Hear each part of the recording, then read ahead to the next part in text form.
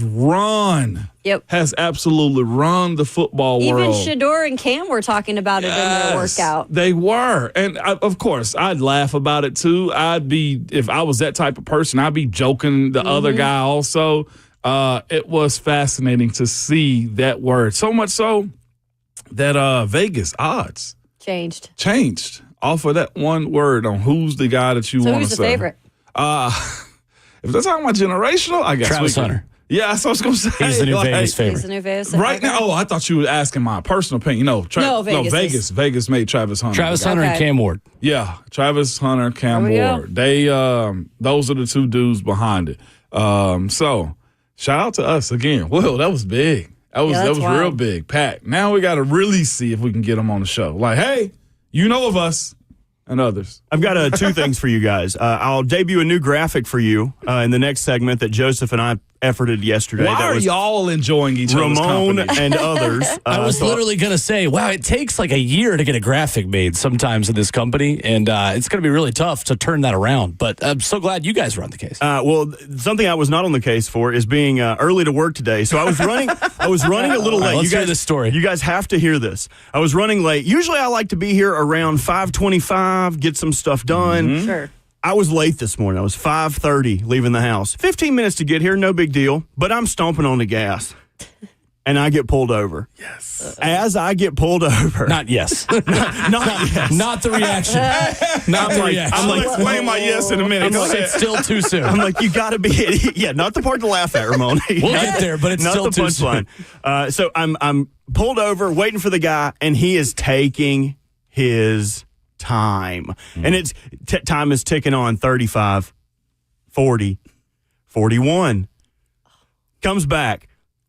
Hey, I need your license and registration. Oh, okay. I've got license and registration. Oh, wait.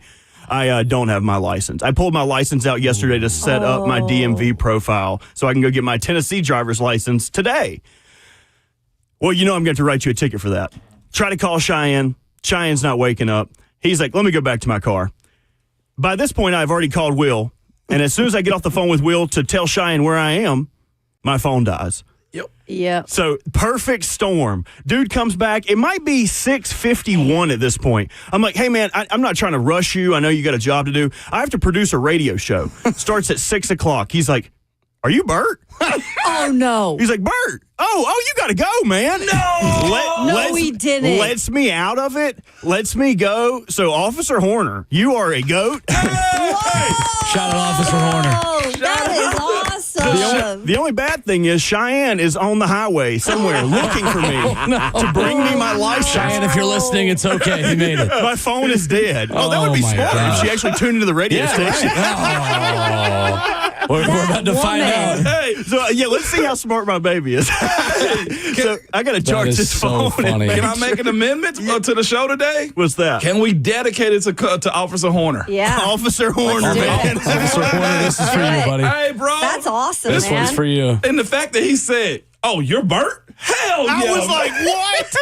I'm surprised he didn't know at first just by the tone of your voice. I'm surprised at first he didn't be like, oh, you're Burt? Yeah. Get in the back of my car. Anything you can and say will be used see against you. Exactly. You said a lot of things I got issues And with. he's locked up. Kayla need to be producing some income. They wouldn't let me out, man. Yeah. Officer Horner, man, That's shout hilarious. out to you. Wow. I didn't know it you was ain't gotta going that call in. direction. You do. We got to hear your You voice. absolutely have to call in. We got to Yeah. hear your voice That's today, awesome. off.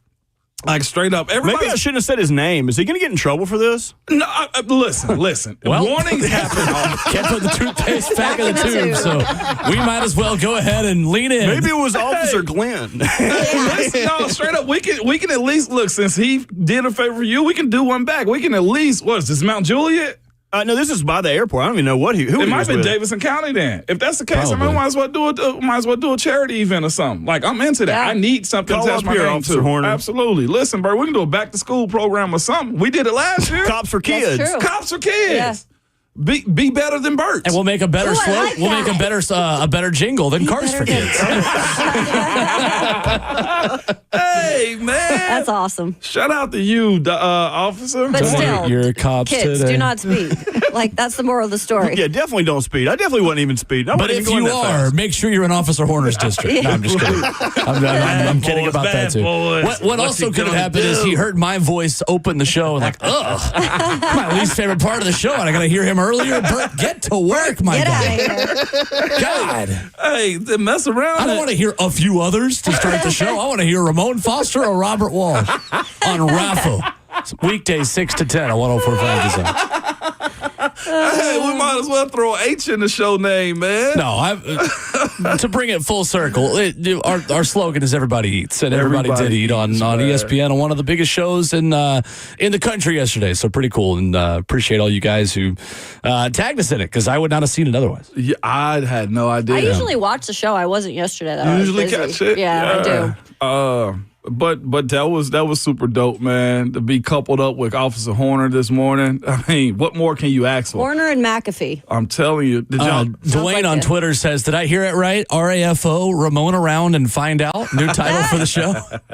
I mean, Justice Schaefer did have the idea that the show's name should be Foster's Kids, but Sure. that one never made it to the graphics department. So Foster's speaking of the Kids. graphics department, the gentleman that made our logo actually tagged us in something. Well, he tagged me in it, and he actually made a new logo. I see it right here. Oh behind my us. God! Ramon and others. And others. Wow. Look at that. That's beautiful. That's an Very upgrade, nice. honestly. Very nice. But he did this one also. Ramon and them. Ramon and them. Courtney. Yeah, it's perfect. Damn. Courtney is his name go on, with me. On Twitter, man. And he I'm ended put up. my retirement papers in. No, straight up. We might as well get severance Ready. pay and everything while Yeah. we get it, Kayla. I don't get up at 4 a.m. anymore. All right. I mean, this is Ready how for Lucas. this, This is how man. Lucas Straight up. actually feels on the real show title of the show after. Yeah, this must have been how Robin Right? felt hanging out with Batman all those times. 615-737-1045 is our number. We've done it through the NFL playoffs. One big thing on the playoff games this weekend, previewing conference championship weekend coming up next.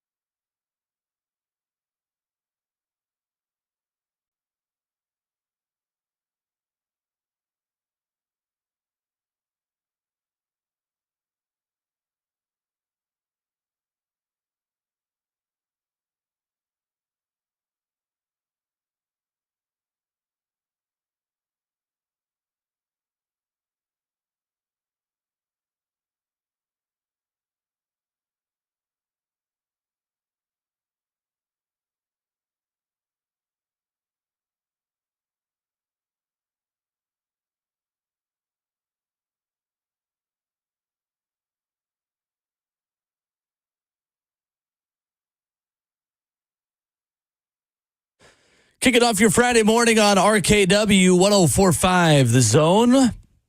Ramon Foster, Kayla Anderson, and Will Bowling. Robert Walsh makes the show happen. 615-737-1045. Leading off with one big thing on both conference championship games.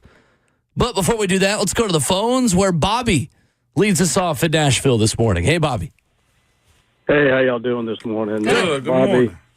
And I'm a longtime law enforcement officer. Okay. I just wanted to tell your boy there that when somebody gives you a break in the law enforcement world, don't identify. Okay, that's about right. That's about right. Come on, Burt. And, yeah. So I think he learned his lesson. Hey, we appreciate y'all. And thoughts and prayers, of course, go out to everybody in the Antioch community from the tragic incident today. And we appreciate y'all talking about that. Y'all have a good day and keep doing what you do. Absolutely. Well, Bobby, we Thanks, appreciate Bobby. you. We appreciate your guys' service to the community, what you guys do. So Yes, sir. thank you. Thank you. Thank you what for being a guys loyal do. And listener. thank you for that advice. If you know Officer H, get him a donut or something for him. No, we got a dozen for him. I got you on this we, one, need Bert. to, we need to deliver that The to reason I whatever. laughed at it, Bert, because we at least got bail money and we got to, come get you, okay? So don't worry about that, all right? Let's just smooth things over with Officer H. Hey, okay? that's cool with me because my dad always told me he wasn't spending no money to bail me out of jail. He's going to let me sleep it off. What Papa Mon got you then. I got you, Bert. Don't you worry. I love it. All right, Commanders at Eagles. 2:00 on Sunday, the NFC Championship game with Washington in there, just as we all predicted before the season started. Yeah. What is your one big question, your one big thing for this game? Mine is based off their defensive coordinator yesterday, Phillies, that is. Mm-hmm. That was a great take by him, man. Saying was it? that if y'all are going to run Jalen Hurts, I mean, it was Washington's D.C. Washington's defensive coordinator, not Washington, D.C. If y'all are going to run Jalen Hurts, prepare for us to treat him like a running back and hit him. It's going to be fascinating to see how the referees treat that situation and how late of hits they will have on Jalen Hurts over the course of the game. Because if they are tagging him like that, he's got to go through the air because there's no sense in him hurting himself just to prove a point. It's interesting because I'll actually do the opposite. Okay. Vic Fangio versus Jaden Daniels. Like the first meeting, it didn't go so well for the Philadelphia Eagles. They were without Jalen Hurts in that game. But in terms of the defense for the Eagles, it did not go well because they let Jaden Daniels, a rookie, do whatever he wanted against them. Now, yes, he threw for 2 interceptions in that game, but he threw for 5 touchdowns, guys, and he had 81 yards off of 9 carries on the ground. So I think in this game, if you are able to figure out the limiting of Jaden Daniels, especially on the ground, making him not as mobile, I think they are going to win this game because clearly Jaden Daniels is the one that has elevated this team, and he did it last time when they met. For full context on it, the Commanders, the defensive coordinator is Joe Witt Jr. He warned the Eagles about him. He said this, and quote, "We're going to hit him that way. That's their decision if they want to get him hit the way that he gets hit." So that would be fascinating if he stays in the pocket this weekend. Jaden Daniels will become the 6th rookie quarterback to start a conference championship game, and he could become the first to advance to the Super Bowl.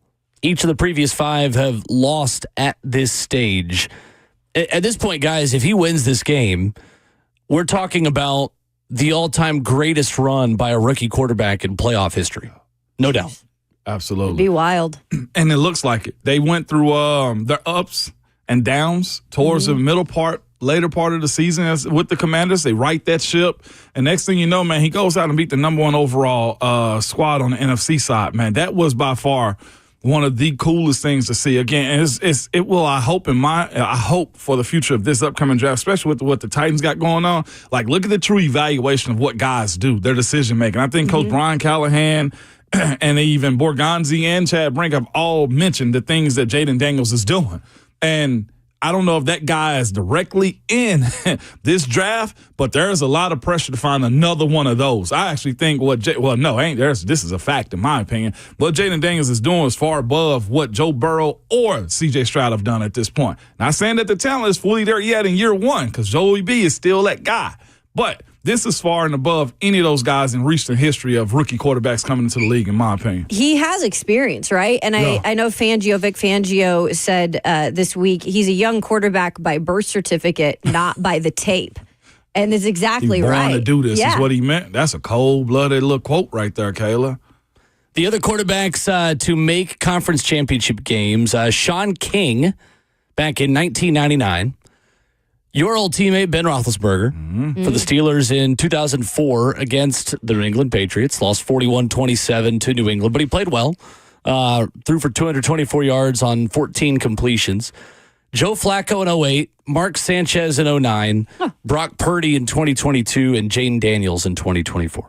Mark Sanchez, huh? Didn't have that on my bingo card. Yeah, we talked about it last week because the other quarterbacks to make it.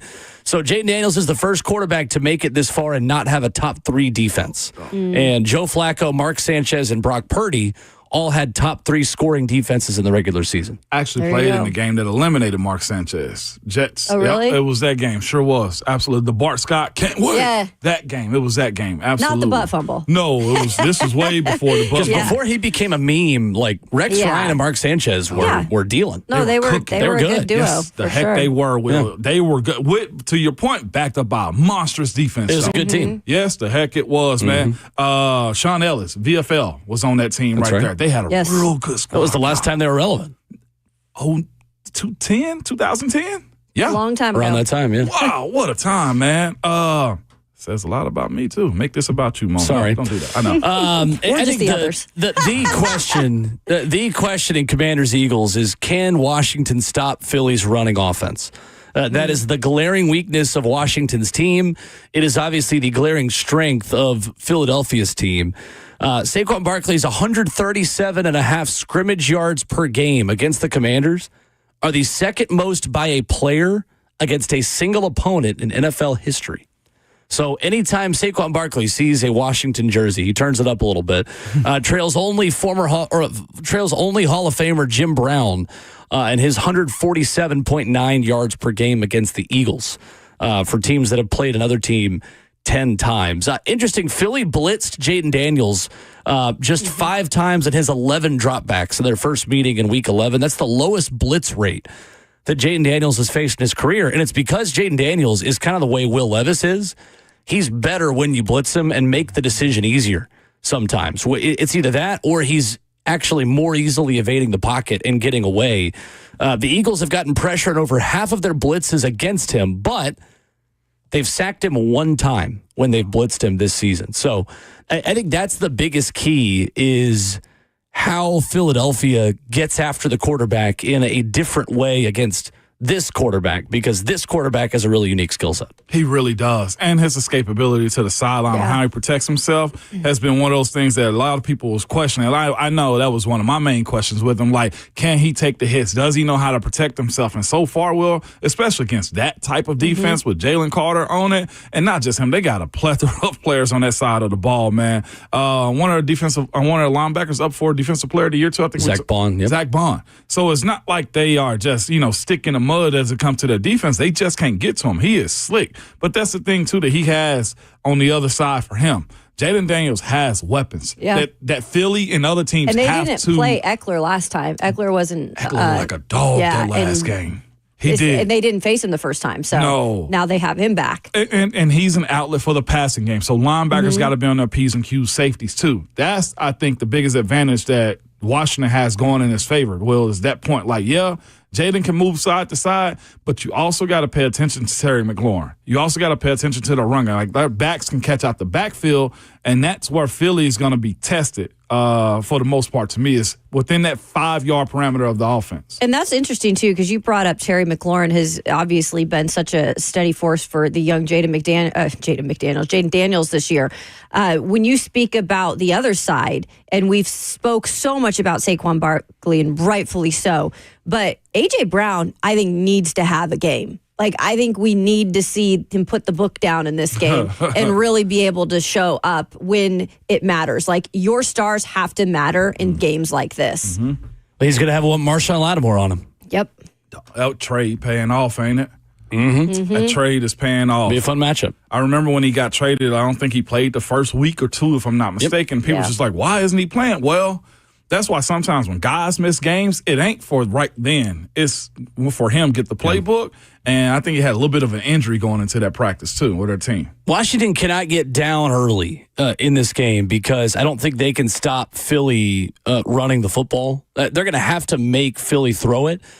It was interesting, as bad as Philly was at protecting Jalen Hurts last week. I know the Rams have a really good defensive front, but a lot of that was on Jalen Hurts just holding the ball too long. And there's just something not totally right with him. And it's crazy. I almost trust Jaden Daniels more going into this game with the way he's playing right now than I do Jalen Hurts, which is way too much recency bias, but sometimes things like that matter in playoff football this time of year. Well, because he suffered that knee injury, right? And so he was kind of dealing with that. He recently was back. So you wonder if that has, in terms of, getting in his head in terms of mobility, like if that's a part of it. But at this point, you were able to shake it off last week. You've got to be able to get out of your own head in that situation and be ready, like you said, Will, to be the Jalen Hurts we've seen at times when he's his best.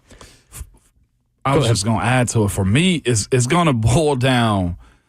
I don't think I've ever seen an offensive line, to your point, Will, about the run game and can Philly do something? To me, I mean, can the Commanders do something? The short yardage game. Saquon is going to get his, they got weapons to throw the ball around the field too. It's where Philly can really slow the game down and win the short yardage, tush push and just moving the line of scrimmage time and time again. I'm looking at this offensive line for the Arizona PFF. Shout out to Will for letting me use his account like this. Oh, you're welcome.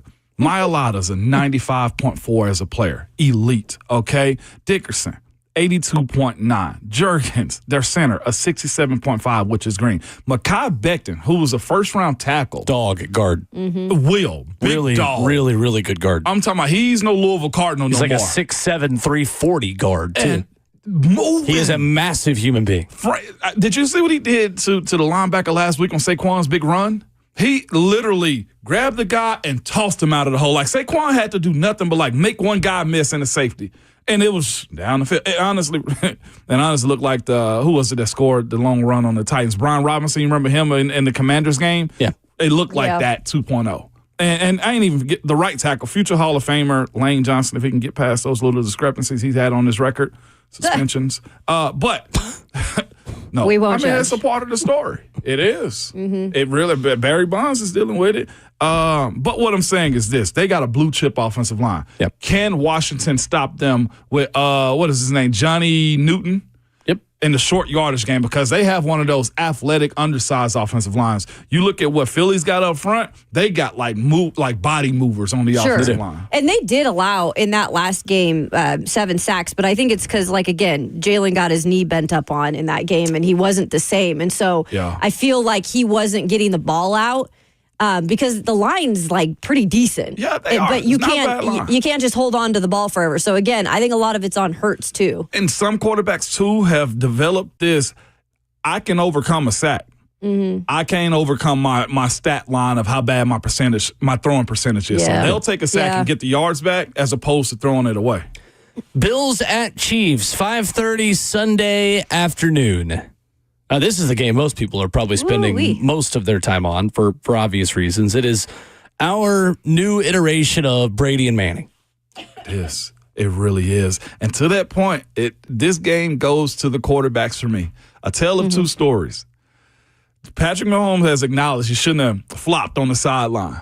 He got maybe 2-3 calls in that last game to where it was somewhat questionable. Will they hold their flags against Patrick Mahomes? No. I'll go ahead and break it to you. No. No, Will. No. Why are we hoping for things that just clearly are not going to happen? But the other side of that.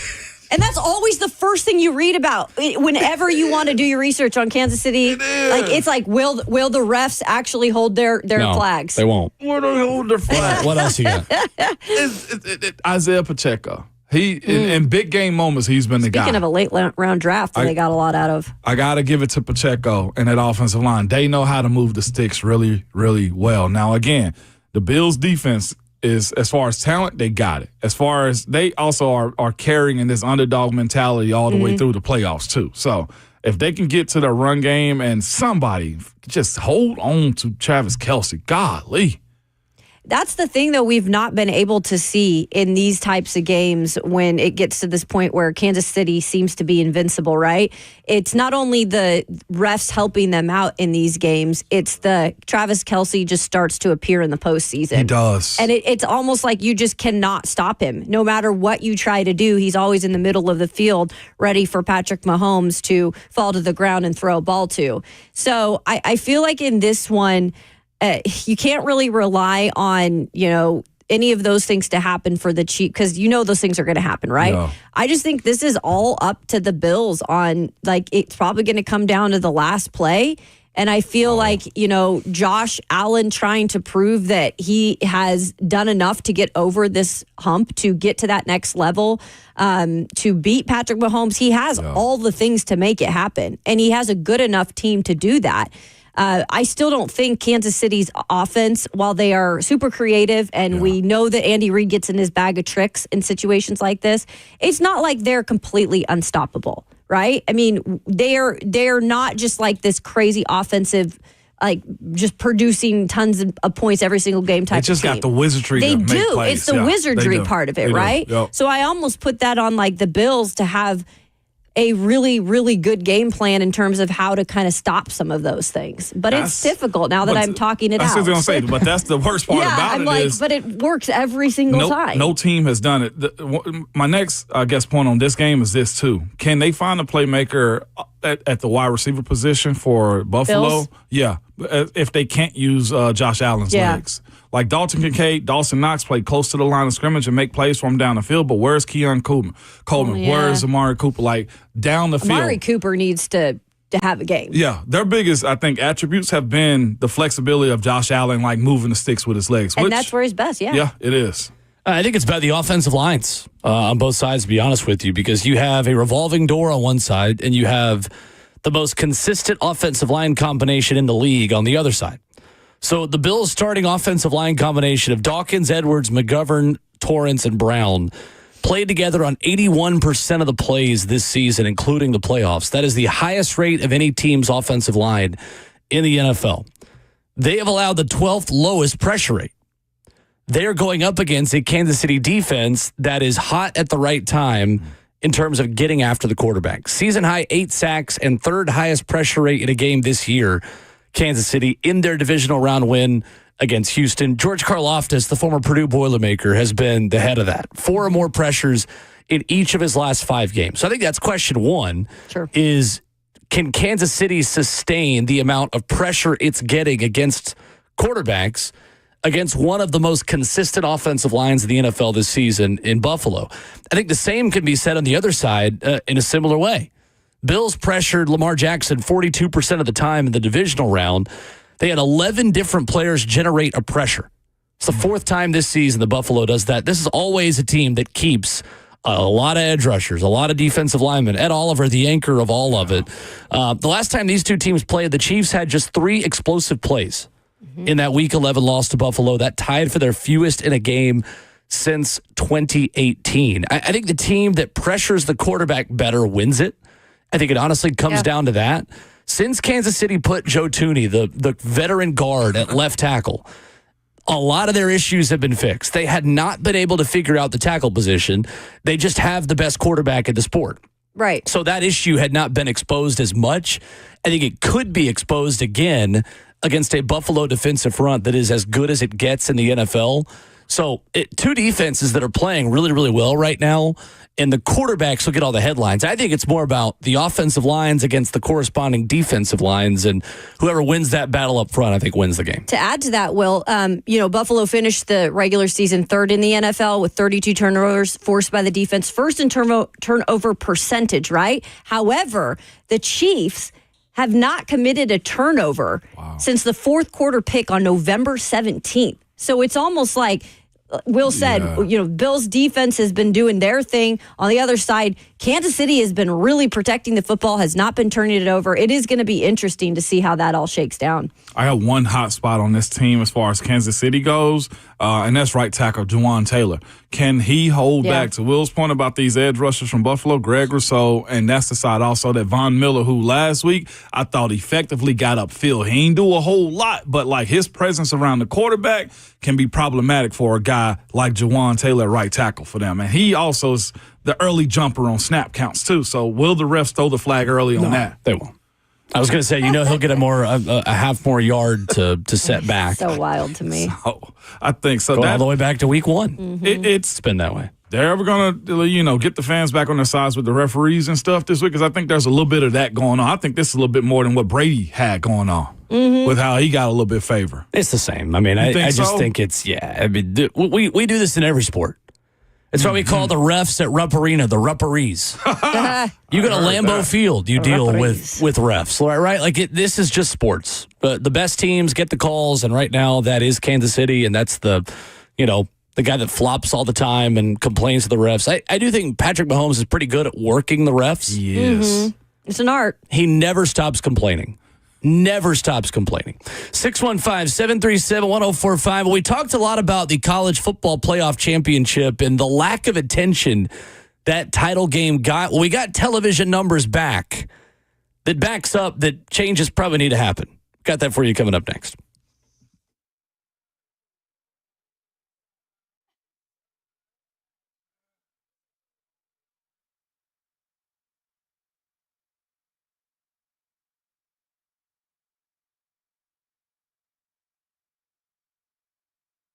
Hey, it's Will Bowling. Put Lee Company on your team and stay ahead of the game with home maintenance, repairs, and more. For $12 a month, you can sign up for the Lee Company home maintenance plan and receive 4 visits to your home every year by an experienced technician. Let the Lee Company professionals keep your air conditioning, heating, plumbing, and electrical systems in tip-top shape. You got to get the very best players on your team today. That's what I do. Trust in the folks at Lee Company who have over 80 years of experience. They've been trusted since 1944, and they've got 14 community locations, over 1,000 vehicles in their fleet. You see the Lee Company vehicles everywhere around Middle Tennessee. It's because they are ready at a moment's notice to help you when you need it, 24/7, 365. Learn more at leecompany.com or give them a call at 615-567-1000.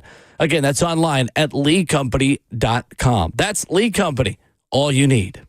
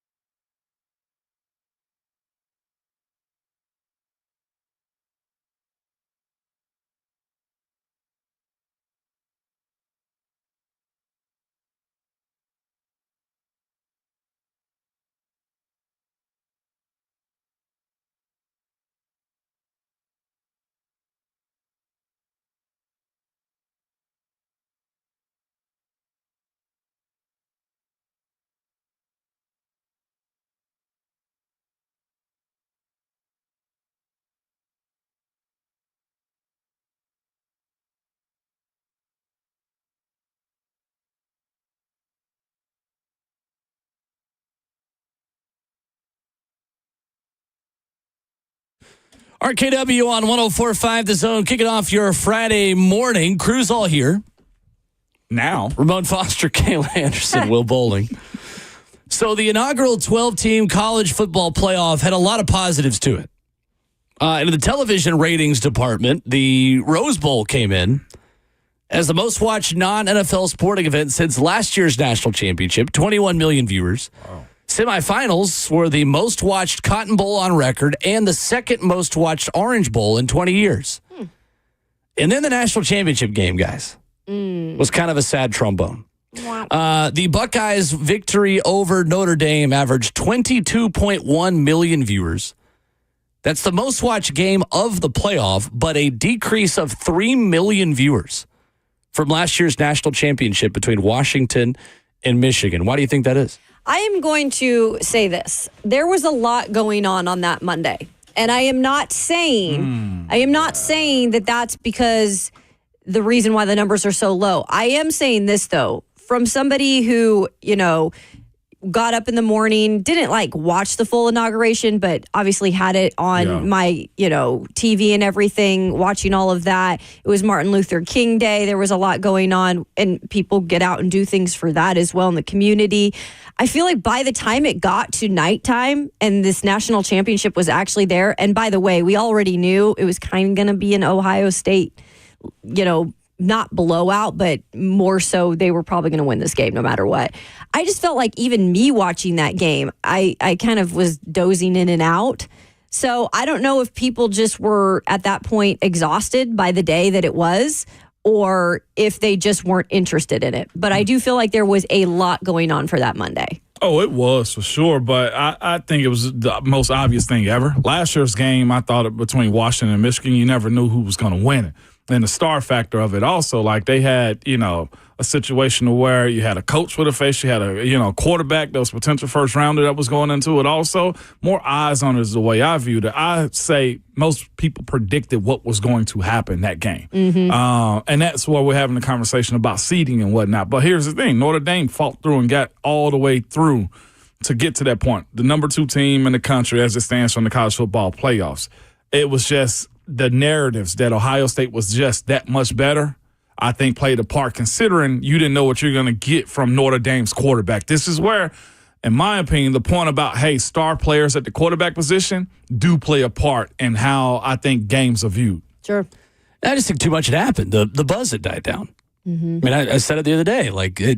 So much had happened in the NFL between playoffs and all the other things that the ESPN shows on the morning of the national championship game were all reacting to the divisional round of the playoffs. Yeah. It wasn't discussed. It was kind of like, oh, yeah, the national championship's tonight. I think they've got a scheduling problem, and they've got to find a way to move everything up a week. Does it have to be a Monday, too? Well, I understand that in the past has been that, but if it's on a Monday with coming off of a big weekend of NFL, or it's a big inauguration, something coming, I think you got to be more efficient when you're planning these types of things like a national championship. Well, it was a Monday last year and it got 25 million. I don't think the fact that it is a Monday is the issue. I just think it being the Monday after the divisional round of the playoffs. Right, it's where it lands. You got to think too, if they put it on the weekend, they're fighting NFL. So it's got to be a Monday. Well, I didn't know what you meant by the scheduling of these until right now. You mentioned that part. It's okay, well, do you shrink it by 1 week then, if that's the case? Or do you go back to 4 games? Because to your point, we've seen these teams unveil what they are on the pathway to this point, and it's not the NFL, so it's not going to get as many numbers because people are regional on how they view college football teams too. So if you shrink it, take it back up a week or so, but then you got a different. You're expanding. I know, and then that's again to the same point. How much of an issue will it be with captivating eyes over the course of it? Because college, I think, is a little bit different than NFL. Yeah, I do too. People will absolutely dive into the NFL way more, and we see that than college. The other problem is if you moved it to Wild Card Weekend, there's the Monday night Wild Card Weekend game, so you can't do it then either. There's not one just easy fix for it. Otherwise, it would have already happened. Scooby tweets at us, says nobody likes Ohio State Notre Dame. That's why it was low. Well, 2 things on that. Yeah, they do. First of all, Notre Dame has got fans in Catholic churches all around the country. Literally. I say that with the utmost respect. It's just the fact of the matter. And B, people like to hate watch. Yeah, they do. Oh, yeah. Duke games in the NCAA tournament consistently are the most watched games, and Kentucky games, because a lot of people hate those teams. So if they were hated by that much of America, I think that would actually add to the viewership. I did think because of the fan bases that they have, and that might have been all their fans watching the game, that it would be one of the bigger games. These are two national brands. You're talking about Notre Dame's fans that are, alum that are heavy in Los Angeles, and all across the country, all across the South. I mean, they're just big. Both brands are. It's just, I think to your point, it was obvious what was going to happen. Yes. You were hoping that you could hate watch. Yeah, last year it was 5.5, though. Like, I don't think that's part of it. I just think the buzz was just kind of ended. But that's what I mean. Like, the lead up to watching what Ohio State did, they dismantled everybody that they played. So the interest to actually watch a competitive game wasn't there. Like, I'm with you. Early on, the conversation was, hey, I hope Marcus Freeman can beat them. But when you start after the first drive, second quarter, it was a wrap. Yeah. Even though they made a comeback in the end, that was too late. I mean, people had already, gone on to other things. Yeah. So, Demario on YouTube says it needs to be the Saturday on the same weekend of NFL conference championships. I don't know if that works either. Like, then you're extending the week, you're extending it again, and you're giving teams that are in the national championship again, now less time with a 5-day transfer portal window where most players are already settled in the portal to where they're going next.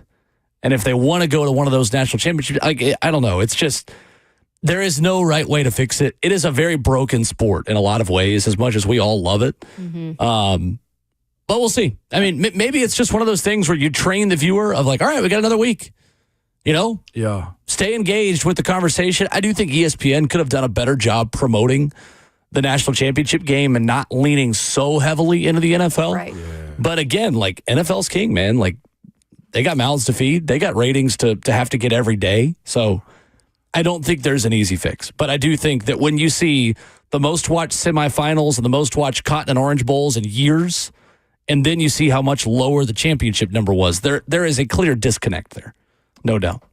I wonder if there's a way to see how regionally it was like rated too, like in the Southeast. There is. I wonder what the folks in the Southeast how they always watch in the SEC. The number one market always is for the college football national championship game every single year. Georgia, Birmingham.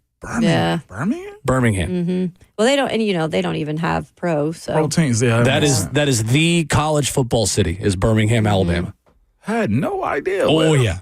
No, absolutely. It is a 24/7 news cycle in college football in that town. Is that why they continue to call in the Paul Feinbaum? Yes. It exactly. is. That's where he began. I was joking. Yeah. No, like, seriously. That I just think it was too obvious of a take. I don't even know if promotions would have did it well. It was just, hey, Ohio State's going to win. I'll be entertained because it's football, and we'll move forward in 25 and see what happens. I think it was a little bit of everything, honestly. Yeah. But the inauguration was like over earlier. Yeah, but I was exhausted. That was morning. Long day. 615-737-1045. In an interview with NFL Network's Daniel Jeremiah, where he mentioned this show, Pat McAfee asked the draft analyst, who is the generational prospect the Titans might be going after the NFL draft? Daniel Jeremiah had one answer, one name for him. We'll tell you who that is, play the audio on Ramon Foster and a few others coming up next.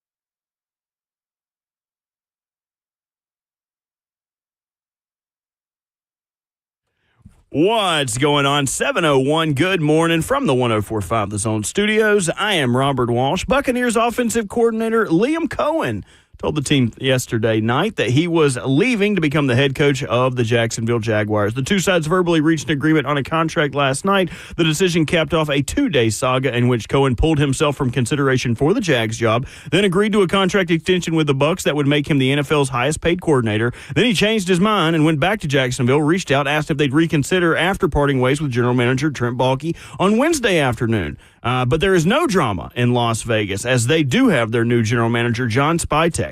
He signed his 5-year contract. The search for the Las Vegas Raiders' new head coach continues with John Spytek joining the process. So it is the Raiders, the Saints, and the Cowboys who are still looking to add that head coach in the offseason. For all your foundation repair and your waterproofing needs, you got to go to USSTN.com. Breaking news at once on your home for the Titans and the Vols. This is 104.5 The Zone.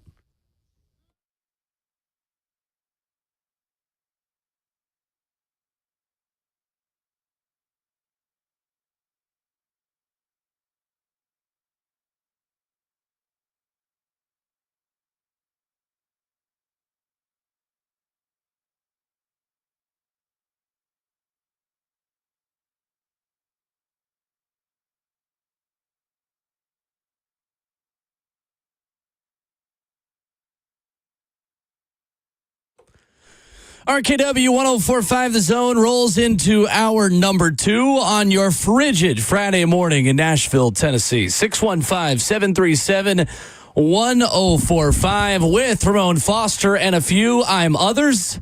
Streaming live on 104.5 The Zone TV. Robert Walsh makes the show happen if you're just now joining us. Our interview with Chad Brinker was noticed by the Pat McAfee Show. Mm-hmm. When they introduced the interview as on a show in Nashville, 104.5 The Zone with Ramon Foster and a few others. And by Chad the way, Brinker it wasn't a few others. It was It's others. 2, Pat. Well, a few is 3 or more. Chad Brinker had this to say. Take a listen to this. So going down. Does the dine Let's bother go anybody? down to Nashville. God, let's just talk. Can we just talk? I just feel like you're hanging out with a bunch of 8th graders when you're watching you that really show. are. You know what I 8th mean? graders are loyal listeners of that program. I have no problem. If you've heard my I favorite, say that with all due respect. 100%. Go get paid, I brother. feel like I am a female, and I know they don't have a lot of female presence on that show, but I do feel like if I could be my 100% genuine self, I would definitely fit in there. You would crush that show? Yeah. I'm I sure. don't think I would fit in there. I definitely would. I got a kindergarten side to me like nobody knows. I got a. we got a petition to get Kayla on the Pat McAfee We show. got I know, to get you on right? the Pat McAfee show. Kelsey, our good friend, is it Kelsey Conway over at Cincinnati? She does she was on there She was on last there? year doing something for the Bengals. That's about the only woman I've ever seen on the show. We gotta put your agent to work. Like that's first and foremost. Like I can go represent Ramona the others. No, I've actually got a clip on there too. I've been on. What were there. you You were on talking there. about? I remember Sure will. you told me that, and I went down the rabbit hole. And it's years ago. It is. It was during COVID. It was. Okay. You had just started here, and wasn't it around the time the Titans played the Steelers on that? What was it like? Tuesday.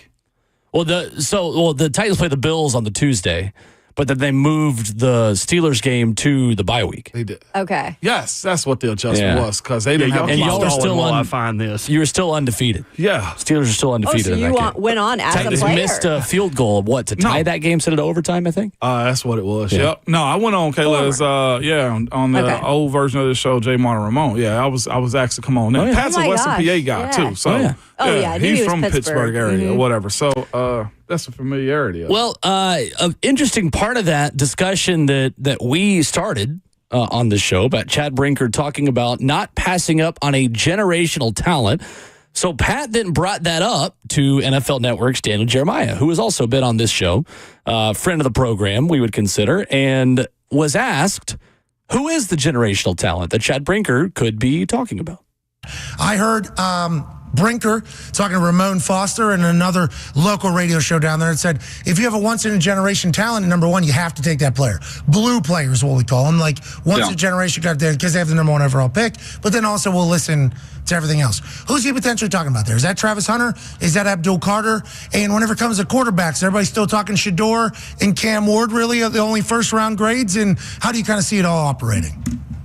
Yeah, for me, Abdul Carter is the best player in the draft. So when I heard that and just like blue player, an elite player, someone who's going to step in, be a Pro Bowler, like right out of the chute, that was what I heard. And to me, Travis Hunter is so unique in how you can use him and all the different things he can do. So that was at least perked me up a little bit that this might not just be, whether it's Cam Ward versus Shador, they have a need at quarterback. It's going to be one of those two guys. That perked me up a little bit to say maybe they're taking a long-range view and just taking the best player. To me, Abdul Carter at a premier position, I would argue the second most important position on the field. To have a guy at that level of a talent, I'd be all in on that. And he played through an injury playing in the Orange Bowl, which I respect and appreciate, too. So, dominated. Yeah, he's a one dog. arm. So that is Daniel Jeremiah yesterday on the Pat McAfee show. How would you feel if Abdul Carter was the pick?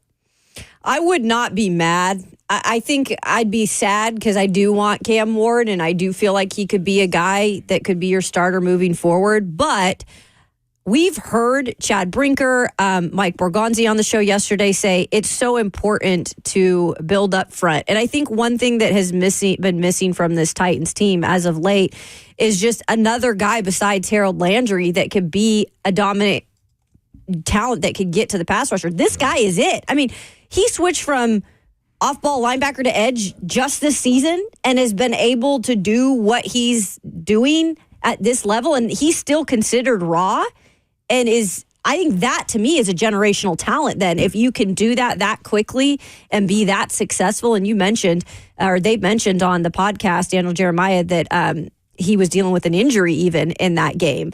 So I would not be mad because when it's all said and done, you have to get to the quarterback, and this team needs another guy in terms of that type of talent to do it. You do. The way I look at what they got going on as far as like picking those guys, who's going to be most ready to hop off the bus and play, like put on the jersey and play. And I think that's what you're looking for when you mentioned that, to like that definition of what's a generational player. To me, someone said a little bit on Threadshell and on our show, like that's been the one catch word that a lot of people have run with. And the way I see it is like it's Abdul Carter, it's Travis Hunter, and you can pick one of the two quarterbacks depending upon how much you want to develop them moving forward. We're talking about immediate impact. To me, I think it's Travis with the position that he could play, either wide receiver or DB. I say DB, but Blaine said put him at wide receiver. Hey, I'm all for that too. He's just one of those talented guys, and the other one is Abdul Carter. Like, I saw somebody else that's like, well, what if he gets injured? I think, in my opinion, he's by far one of the more safer, barring injuries, productive type guys you can get in this draft. They got him listed at 6'3", 260. He probably like a ball of muscle because he looked like he's 240. I'd love to see what his combine's going to be. And I know he's going to be a freak of an athlete. It wouldn't shock me. He's a 4'3". Yeah. And everything you're asking him to do, he's been good at it. Okay, off ball, put your hand in the ground. I got you right there, too. Only thing that he does sometimes, and what he have to worry about if he's under 260 is if a big offensive lineman put a pause on him and move him. Like, I think that's one of his deficiencies is how much can he set the edge. And depending on who your defensive coordinator, D-line coach is, that matters a lot. But as far as effectiveness, I created what I think is him. I think he's got a motor and a relentlessness like T.J. Watt. He got that bend, too. And he's got bend like Von Miller. That's about as close if I've seen a guy pretty good that can do those things. Like his motor is there's a lot of upside because he just moved to edge rusher. Yeah. The guy was an inside linebacker, moved to edge rusher last season, and immediately became a stud at this position. ESPN's Matt Miller just put out his top 50 within the last couple of hours. Number one for him is also Abdul Carter. Yeah, there's a few people. And the quarterbacks don't start until pretty decently down the list. He's got Cam Ward 12th on his big board and Shador Sanders number 22 in his opinion. Does he, quick question to that, because he is more of a long, slender frame. Abdul Carter. Like Abdul? he's not like as, I guess, does he put on any weight is what I'm saying. 260 is still 260 big is- enough. Yeah, I guess He's it not is. James Pierce. Yeah, What's his no. height? James Pierce is 6'3". 6'5", like 240. Yeah, James Pierce is 6'5", I didn't 240. realize James Pierce was that tall. Yeah, He's long. He's a legit. He's got all the 6'5". intangibles. Abdul Carter is all of it really put together. I was going to say He's Abdul. also not even 21 years old yet. Who Abdul's? He's Not? 20.8. Oh, yeah, he's young. He'll turn 20. It's not bad. Wow. His official height and weight, at least from school right now, is he is 6'2" and 212. So I guess that's 1.6. I don't know how you do these when they may spell it all the way out, like 6,022. But 254 pounds was his last weigh-in. Yeah. So Okay. he definitely has the frame to put on more good weight. Sure. He does. The thing that you love about him, his explosiveness. Oh, God, like, yeah. If I'm He comparing plays with James his Pierce hair and on fire. him, I think he's got more explosiveness than what James Pierce has. James Pierce, to me, has more of a finesse, lean his body into you and get to the quarterback reaching type of thing. Right. Like when you face Abdul Carter, it's no play off, which is a big bonus for a guy like him. Like he's where talent has met hard work. Absolutely. I wouldn't be mad at it. Of the information that's been added so far, at least to this draft board for James Foster No Flags Film, he is tied for being the youngest pass rusher in this draft. Dang. Tied for being it. There's another person who is also 20.8, Okay, which I all right. assume is 8 months, but who knows? Yeah, He's I think he is the lowest risk pick you could possibly make at number 1 overall. what you're going to have to run into with most guys like him, because this year Micah Parsons ran into it a little bit, that injury, those quick twitch, balls of muscle type of dudes, man. And the fact that, all right, I hope he does hold at 260. Because, I mean, how much wear and tear can you put on the body? Right. I mean, obviously, I think trading back is still the plan A. I just think that's more complex than just, we'll just trade back. Well, is there an offer good enough? Do you have two to tango? I would love Abdul Carter at number 1 overall. Would absolutely love that. I think this organization needs a high floor dude that is a legitimate stud. Because how many of those do they really have right now? Exactly. Jeffrey Simmons. That's about It's it. not much. My thing is this: where is the strongest part of this team too? I think I'd lean defense. If you draft Abdul Carter, it might become pass rush. No, for real. And just your front seven in general. Like the day you draft that guy, Devondre Sweat gets better, Jeffrey Simmons gets better, whoever else you have in that D-line, Harold Landry, if he's still here, gets better. Like you make about 4 or 5 players and your corners. And like it is the foundation. I agree with Daniel Jeremiah. It's probably the second most important position in football because it's the position that affects the passer more than anyone else. And it's the only other one other than the passer itself that's that important. And that's the thing. If they had all this like pretty much shored up in terms of the Titans on their fronts, we wouldn't be probably talking about that being an option. But unfortunately, they don't. And that's something that Borgonzi really wants to do and believes in. Mm-hmm. So that's why, to me, it's not a sure bet by any means, but I think Abdul Carter is definitely on the board at number 1 as one of the options.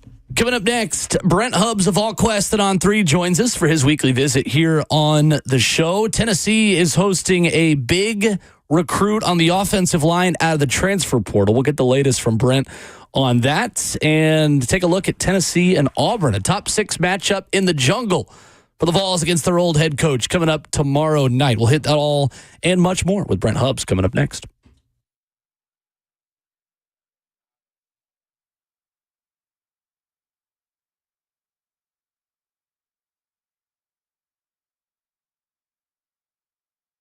My friends at Genesis Diamonds are psyched for the new year, man. Lots of great things are happening, and they are ready to help you celebrate those important milestones with better value, higher quality, and uncompromising customer care.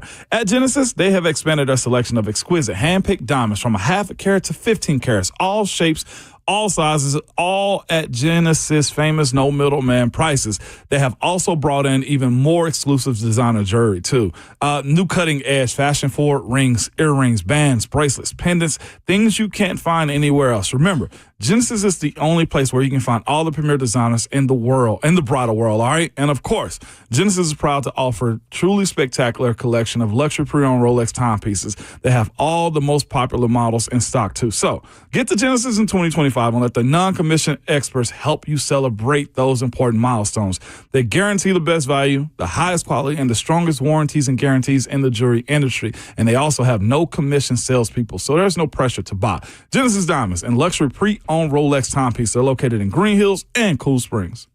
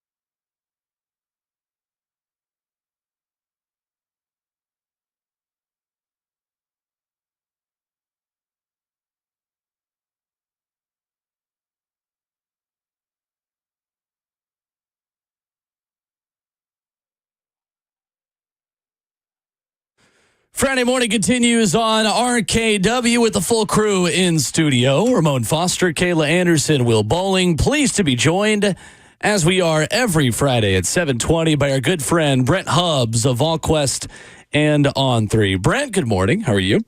I'm doing well. Hope you guys are well this morning. Yes, sir. Yes, sir. We are excellent.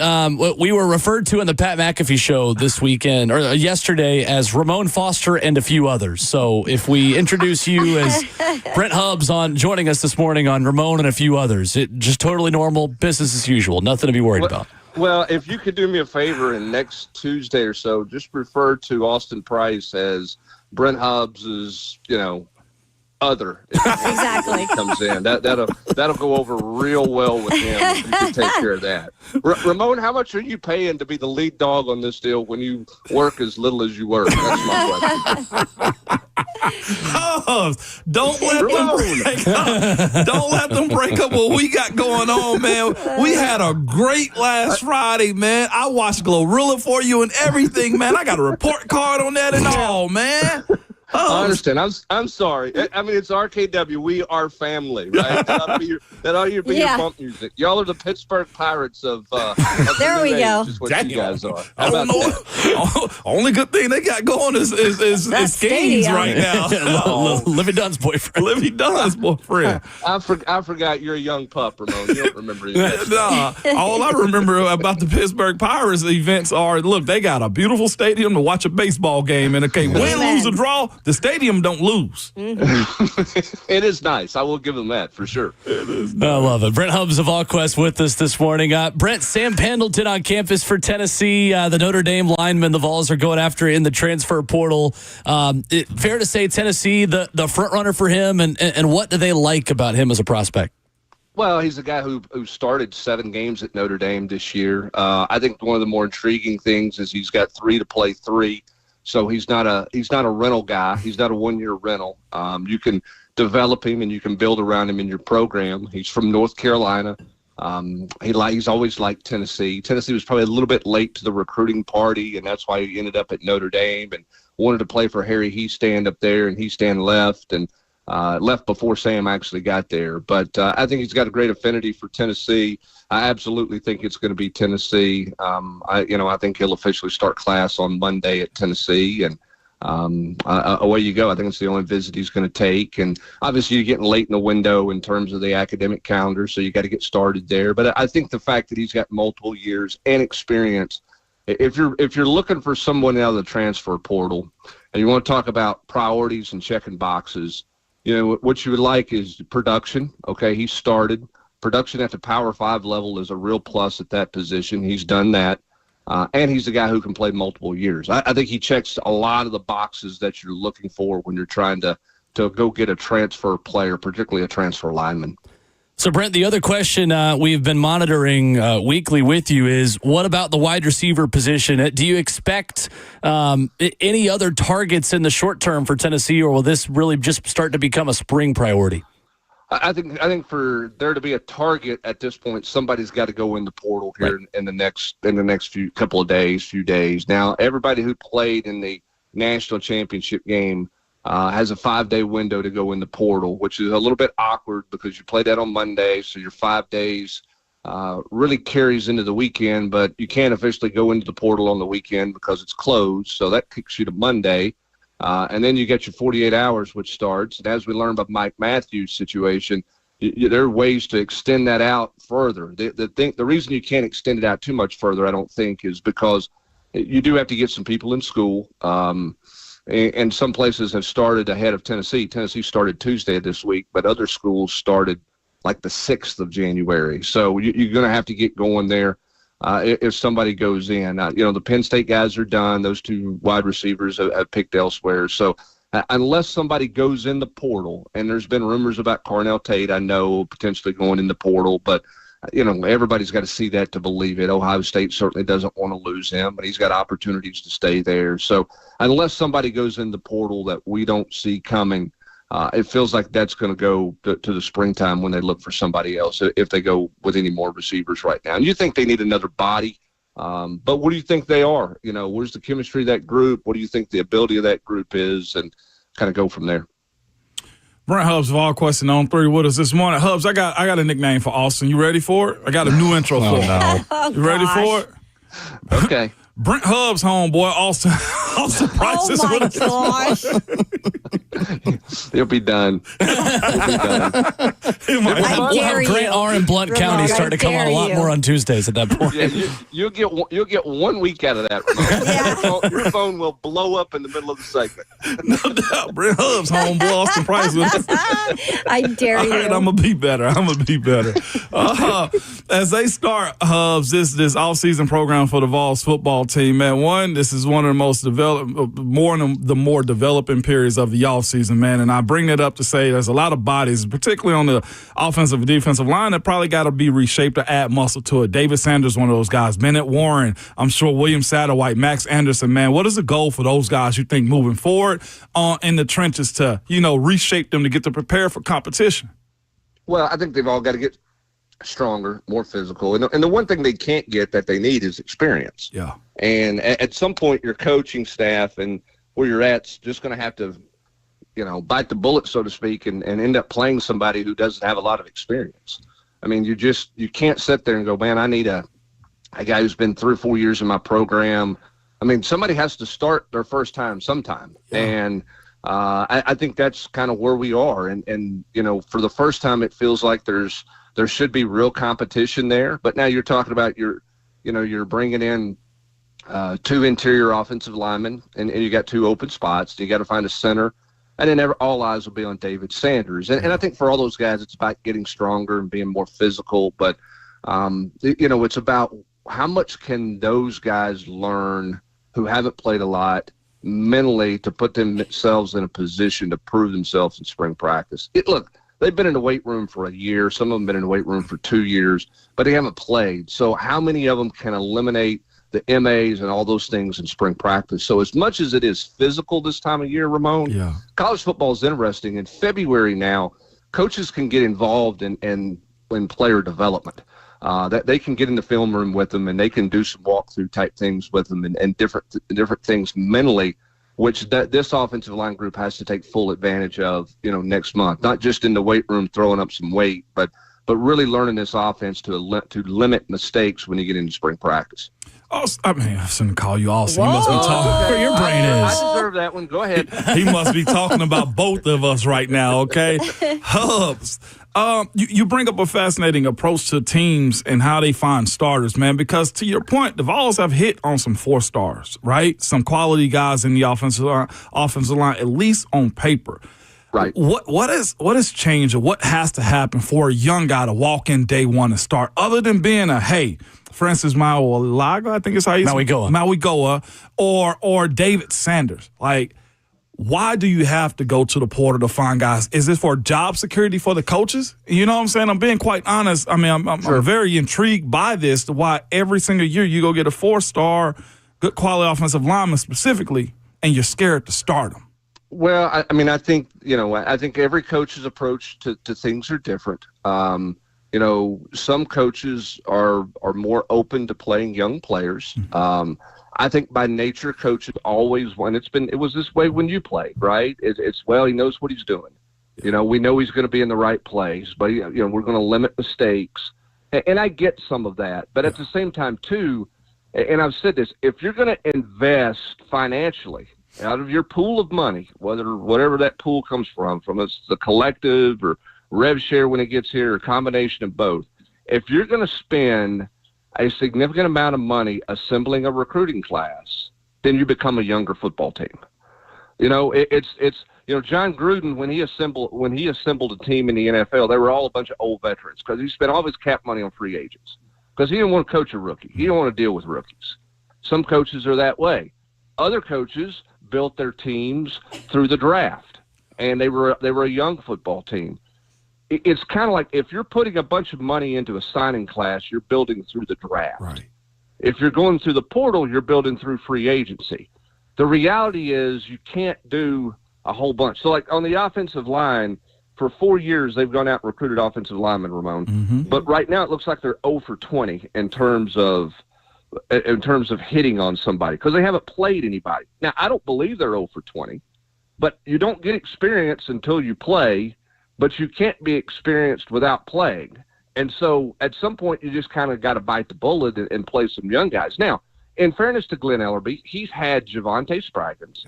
He's had Cooper Mays, right, in his program from the day he got here. So 2 of those 5 spots have been occupied 4 years, and those are the guys you should play because those are your experienced guys. And then, elsewhere they plugged with some transfer players. I just don't think you can go plug with 4 or 5 transfers every year. So you've got 2 in the class this year. You've got Hurd, who's coming back at tackle. Sanders, you've invested a lot in. He's going to have to play, okay? And then you got to go find a center. And that's what this offseason and this spring practice is going to be about, because you're forced a little bit to play one of these younger high school players, Ramon. That's where you're at this point in time. I don't think you're going to go get a couple more offensive linemen, although I'm sure there's a Notre Dame lineman that's intriguing. I just don't know that you're going to go get anybody else that you're going to be, all right, listen, you're going to have to fill it with some guys you recruited and you've been developing here for the last year or two. Brent Hubbs, our good friend at VolQuest, joining us on RKW like he does every Friday at this time. So we've got 4 contracts that are expiring in 8 days, Brent, on the Vols roster here. Defensive coordinator Tim Banks, strength coach Kurt Schmidt, defensive backs coach Willie Martinez, and special teams coordinator Mike Eckler. What can you tell us about the updates on any of those contracts and if they're going to get done? They're going to get done. I expect Banks to be done first. It would not surprise me if there was Banks news coming at some point in time as early as today. That one's been all agreed upon. This is the final dotting of I's and crossing of T's. I think Tim Banks could get a multi-year deal to be Tennessee's defensive coordinator. I think the other 3 are going to be back. Kurt Schmidt's leading workouts right now for this team. So if you were going to make a strength and conditioning coach change, you would have done it. Yeah.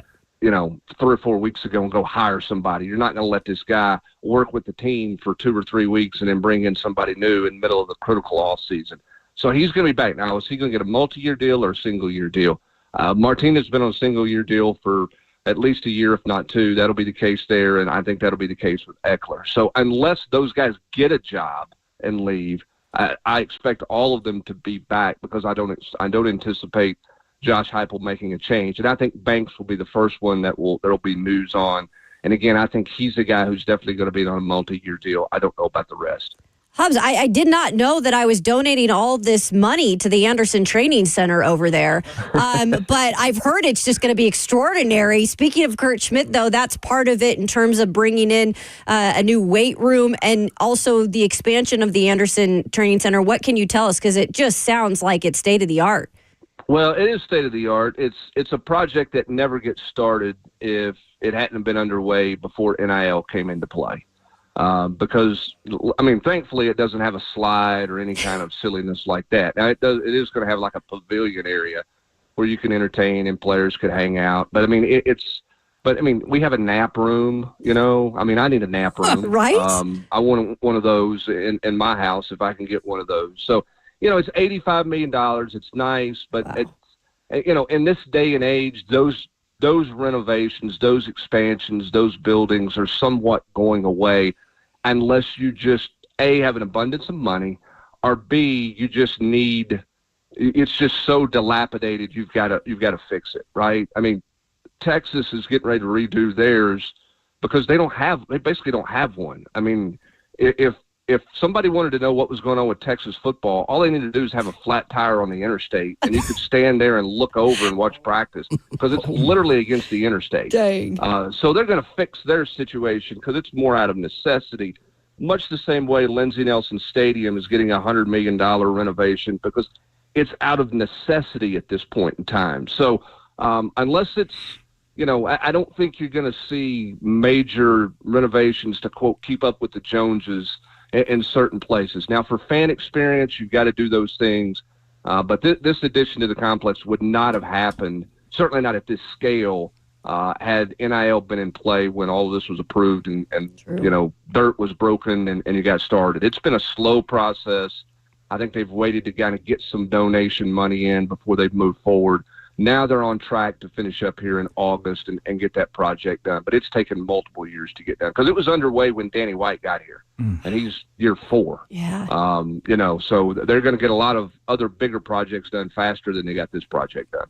All I know is reading in the war room that the Olympic sports training room is being taken by the football team. Brent, you knew me when I was in college. I would have been so annoyed. Are you kidding? We were in season at that point. Indoor track. Nope, out of here. Football team's got to throw medicine balls against your wall instead of their wall.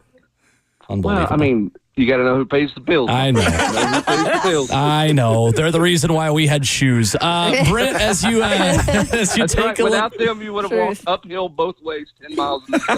100%. 100%. Look, I'm the most unathletic SEC athlete maybe of all time. I have no ground to stand on here.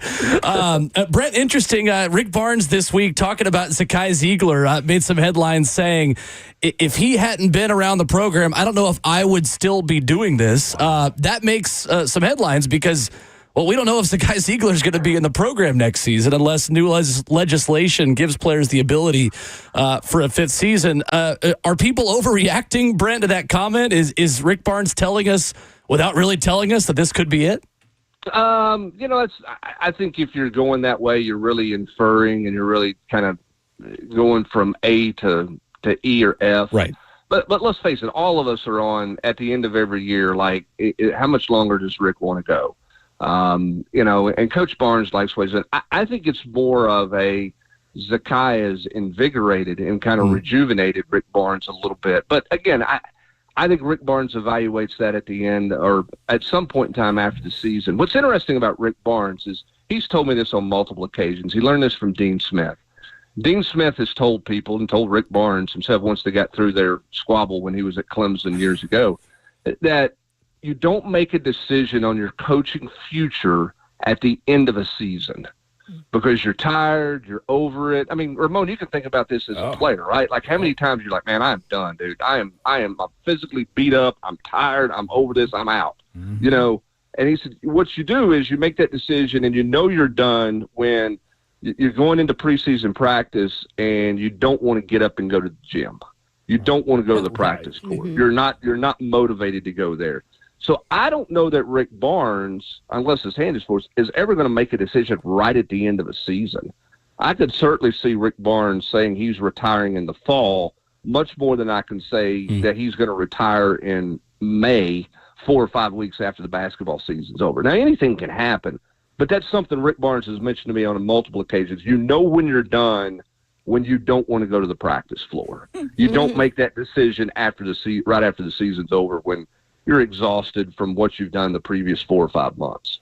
Those are usually the signs, Hubbs. Like it just really is like, man, okay, all right, let me get my mind right. Yeah. When you start having that conversation, after, like you said, well after the season, after the pain is gone and the decisions of what happened at the end of the season happen, like, yeah, that's when you know. But, yeah, don't be quick to jump on that one. I enjoy Zakai's and Coach Barnes' relationship because you don't see that too often with the portal and everything. Again, that's a great point. You're exactly right. That's why I just tell people, like, if you want to watch basketball, watch college basketball. By the way, the Lady Vols are close, Hubs.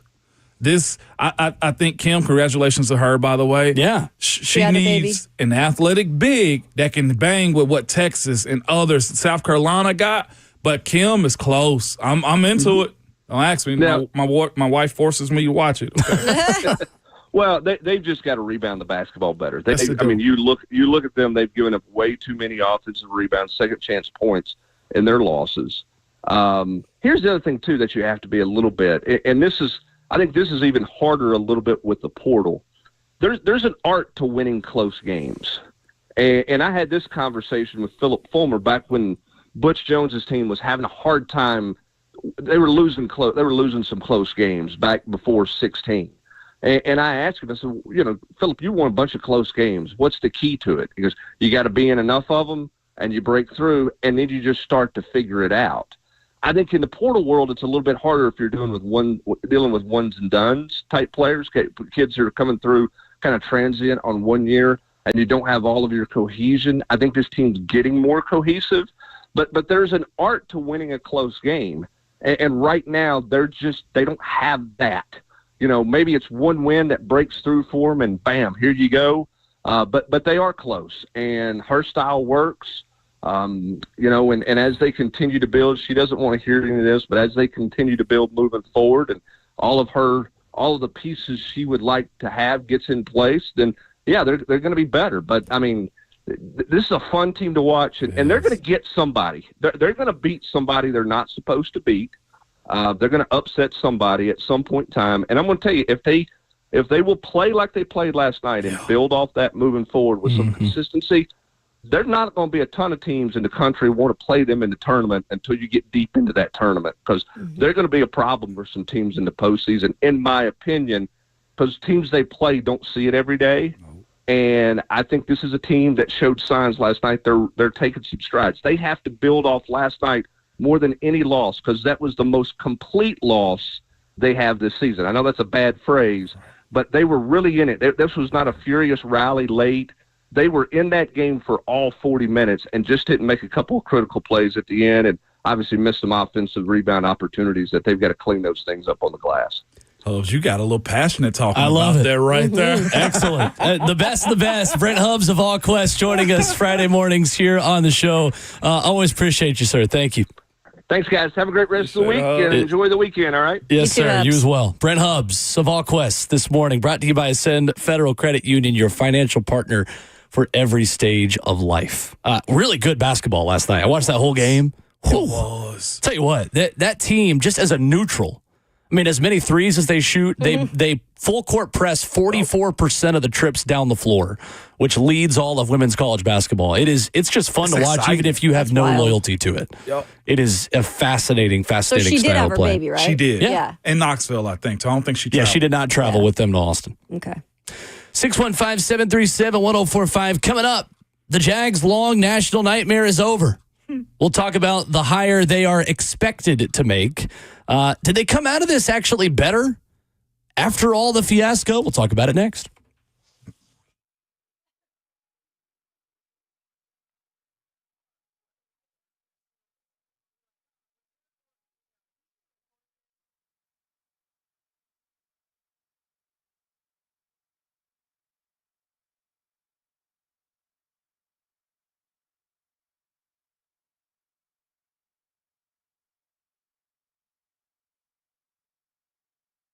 Did you know that up to 50% of the air you breathe in your home comes from your crawl space? Have you ever looked in your crawl space? I get it. Most of us don't even want to know what's in there, but moisture in your crawl space can create unhealthy issues that can make their way into the air you breathe every day in your home, all right? It's Ramon Foston. This is where United Structural Systems can help you. USS has been keeping homes dry and stable in Middle Tennessee since 1994. So you know they aren't going anywhere, all right? Help control moisture and musty smells with mold treatment and crawl space encapsulation that comes with a USS guarantee. That's right. Encapsulation helps reduce high humidity in your crawl space, helps deter mold and mildew, and protects your crawl space from pests and wood rot. Turn your crawl space into a healthy space. Call USS for all foundation repair and waterproofing needs, all right? Or you can go to their website at USSTN.com. That's USSTN.com. I told you can call them. Well, here's the number. 615-488-7855. United Structural Systems.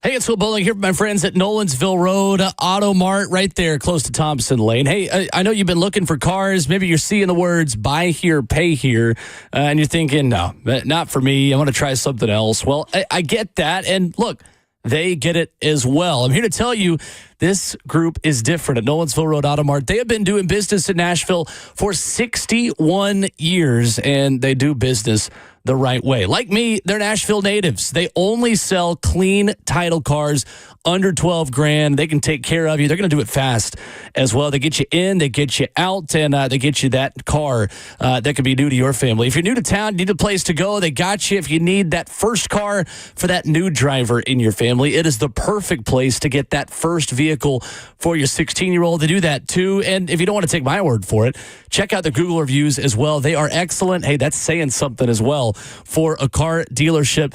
Remember this phone number for Nolensville Road Auto Mart, 615-242-1279. That's 615-242-1279. Close to Thompson Lane on Nolensville Road. The oldest buy here, pay here in Nashville. Flexibility, transparency, honesty. That's why I recommend Nolensville Road Auto Mart. Give them a call at 615-242-1279.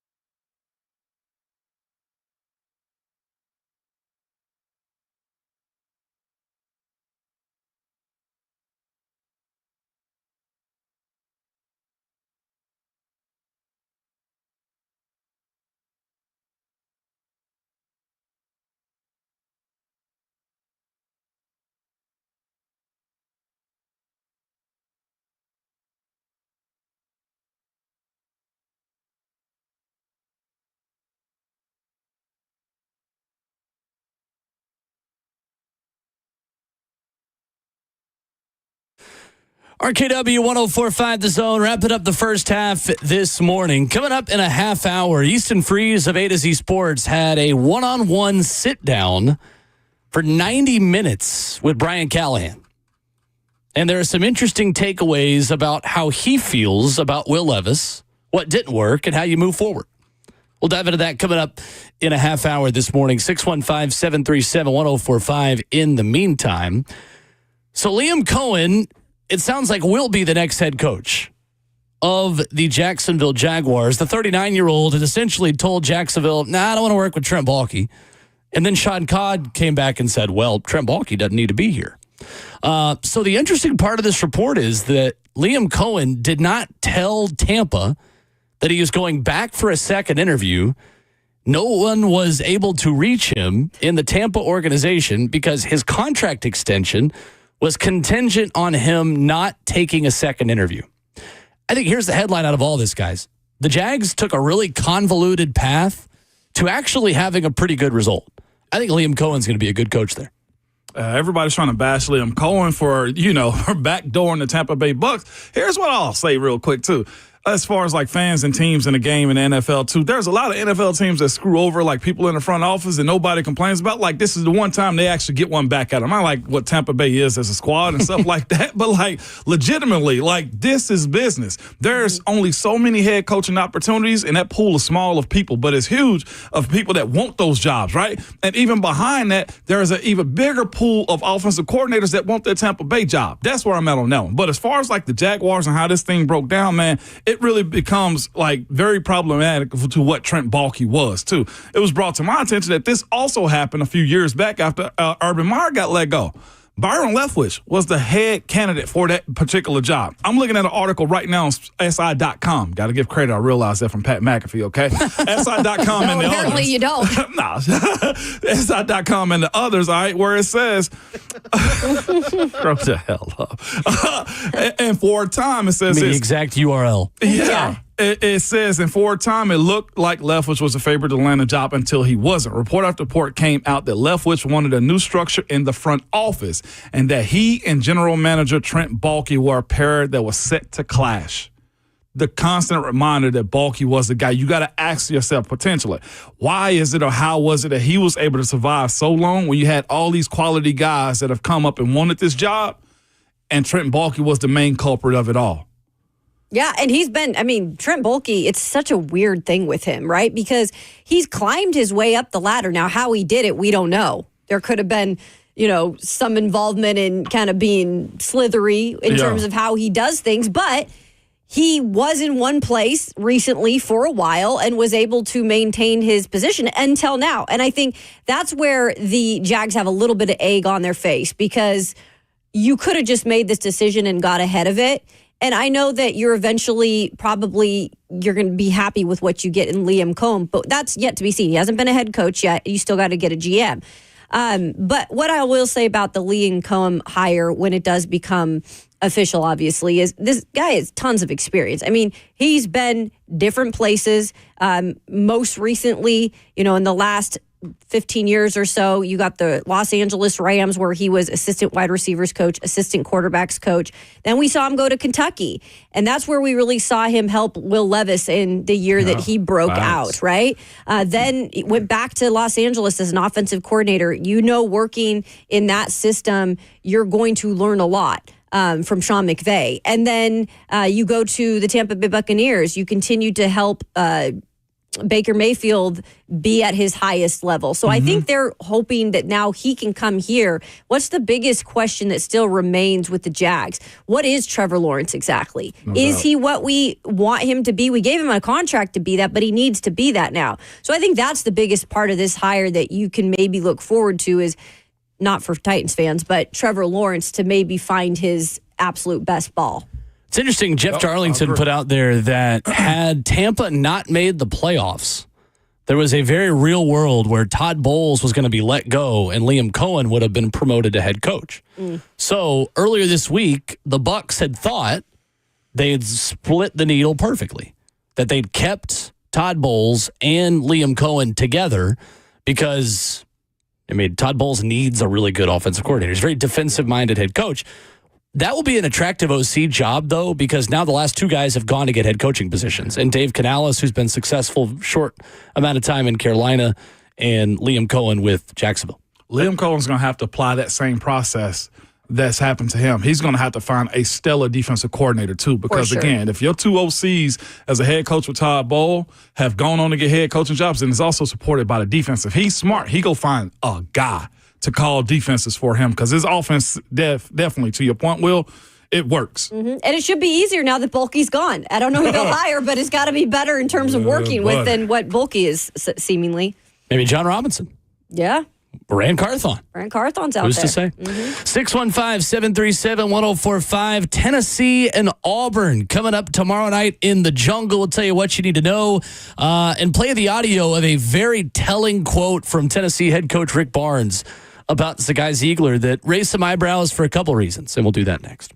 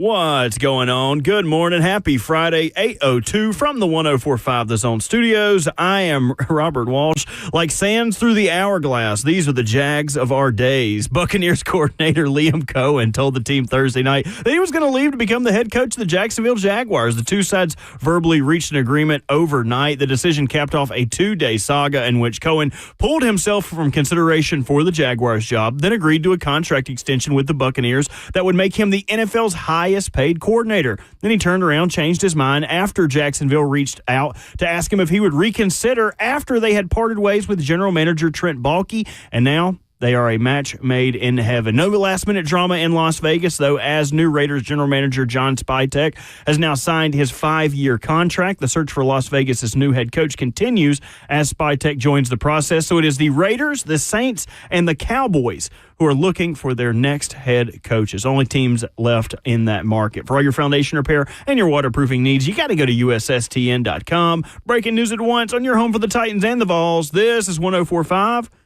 The Zone.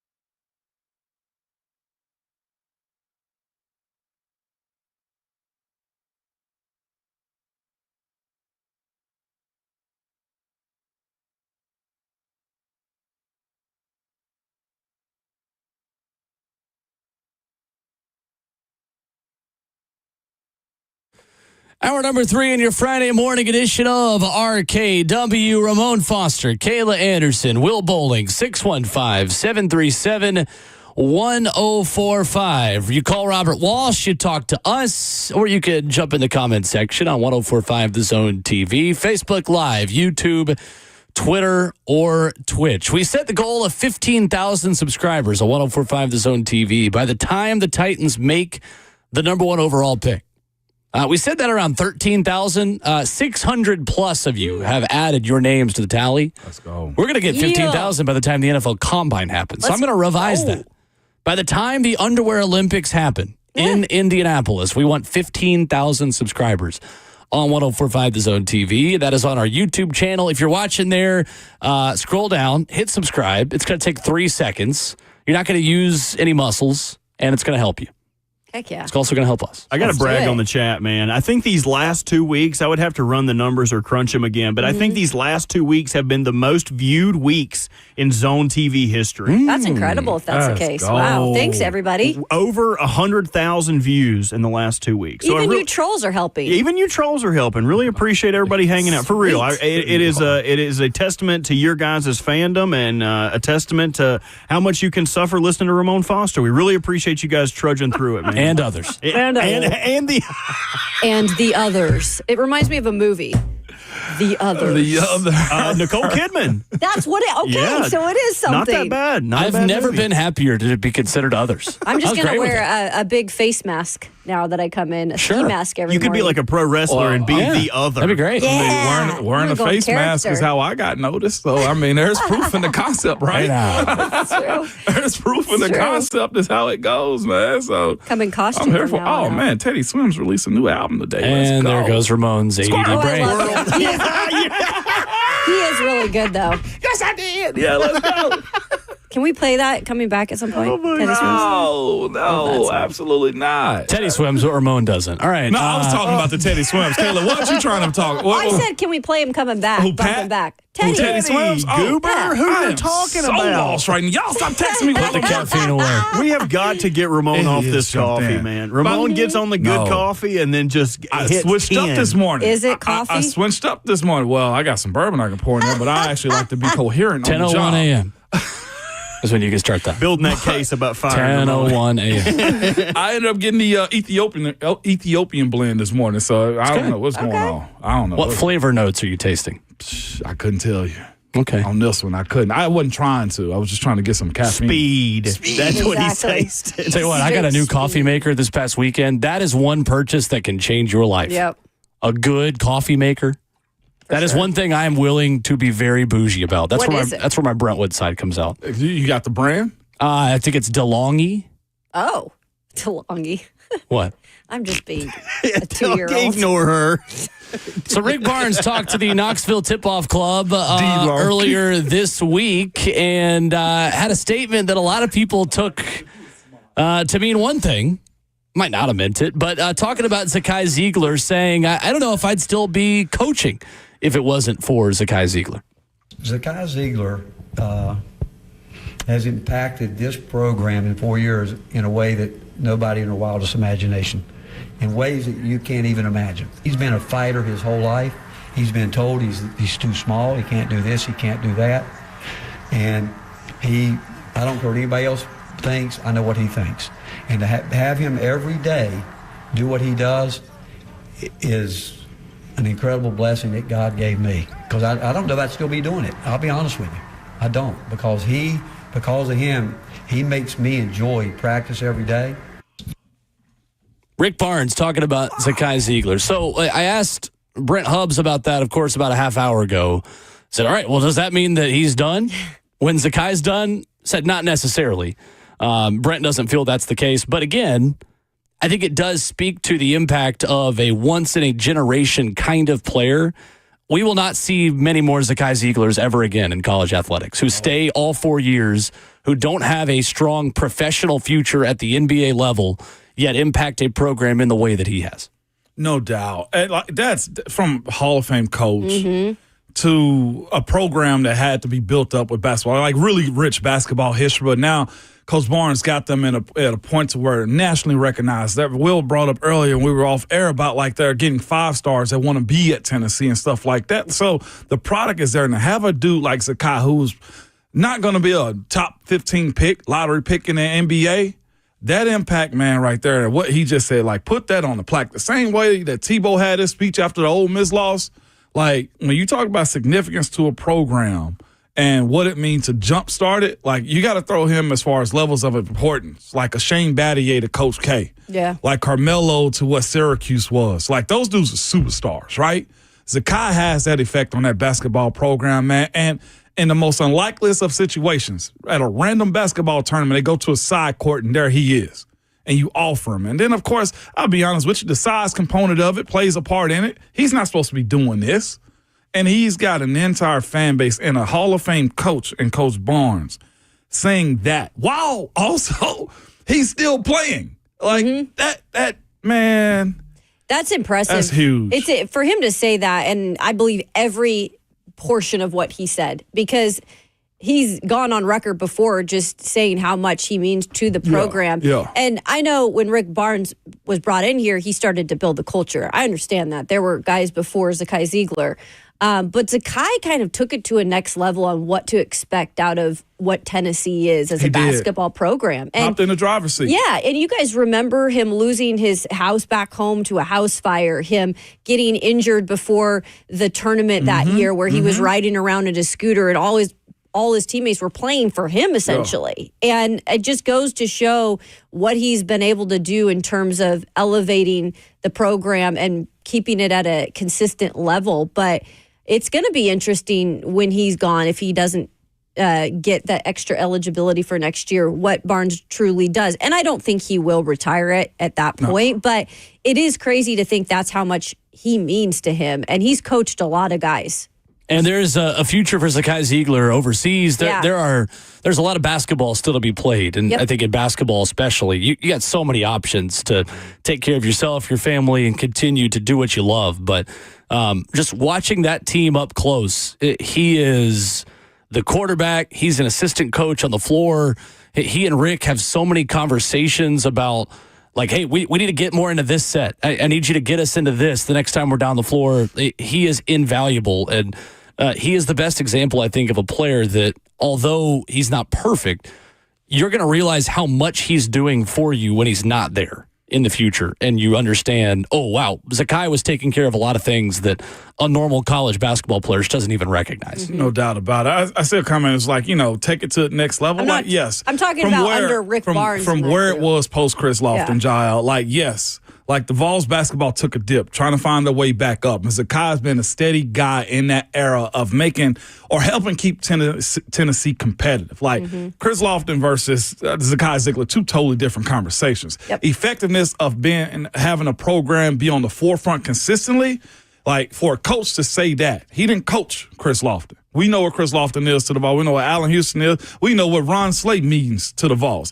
What we're speaking of is a coach who is probably towards the latter end of his coaching career, be jolted by a guy that has the effectiveness to play the game the way he wanted to, because that's one thing that Ron Slate has actually said. It takes a special person, the point guards, to play for Rick Barnes. Yeah. And that's what taxing, you're getting. Yeah. Hey, and I pitched it last week for football, but I'm telling you, bring it back up again. Need to bring in lifers.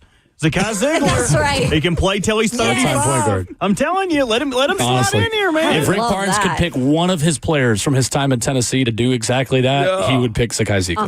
100%. There ain't no doubt. Talent-wise, you're going to take KD, right? Well, from his time in Tennessee is what I'm I just said, saying, yeah. like in general, like of over the players he's had in his career, Zakai's probably got to be top 10 with him. Oh, Just yeah. want to throw that out there. And like I said, he's going to have a great career overseas. And might get a sniff, but his size is a hard ladder to climb for him. It is. You know who I'd be sniffing around if lifers were a thing? Who? I bet Ron Slade could still come in and give you, For you know, sure. give you 8 points, 8 points, 8 rebounds, man. Let him back them down. Every team needs a juice guy. yeah, dude, and And they're you on would, and off the floor. is the juice And there worth ain't the no doubt. squeeze? If you are Absolutely. juiceless, you are useless. And if you've got Ron Slay on the bench, then you're going to be good to go. I love that. You should get a shirt. Nike going to for take Slay. that. Nike's taking that That's one. going to be in the Yeah. commercial. That's from the bro. telling you. That's from the Bro Bible in the book of Deuteronomy. That's funny. Dude, go to break. He ain't getting no I'll better end on than that. that. 615-737-1045. Brian Callahan sat down with Easton Freeze of A to Z Sports and told him what he's looking for in a quarterback and what he learned from Will Levis's mistakes this past season. We'll hit the highlights of that interview coming up next.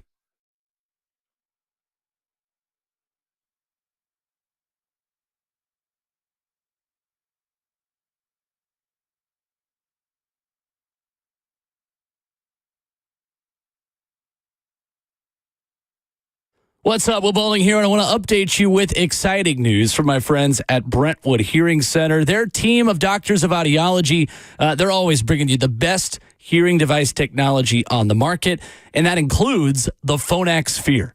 It has a computer chip in it that is completely dedicated to addressing speech in noise. You might be thinking of yourself. Maybe you're thinking of that family member that when you get in a crowded restaurant, it's like you're just having two different conversations. They can't understand the things you're trying to communicate. Well, this is the technology that can help with that. It is specifically dedicated to speech in noise, crowded restaurants, cocktail parties, sporting events, you name it. They're going to take care of that for you. 615-377-0420. That's the number. Or visit them online at BrentwoodHearingCenter.com. Let one of their doctors of audiology take you through this industry-changing technology by calling 615-377-0420. Online at BrentwoodHearingCenter.com. That's Brentwood Hearing Center. Better hearing, better life.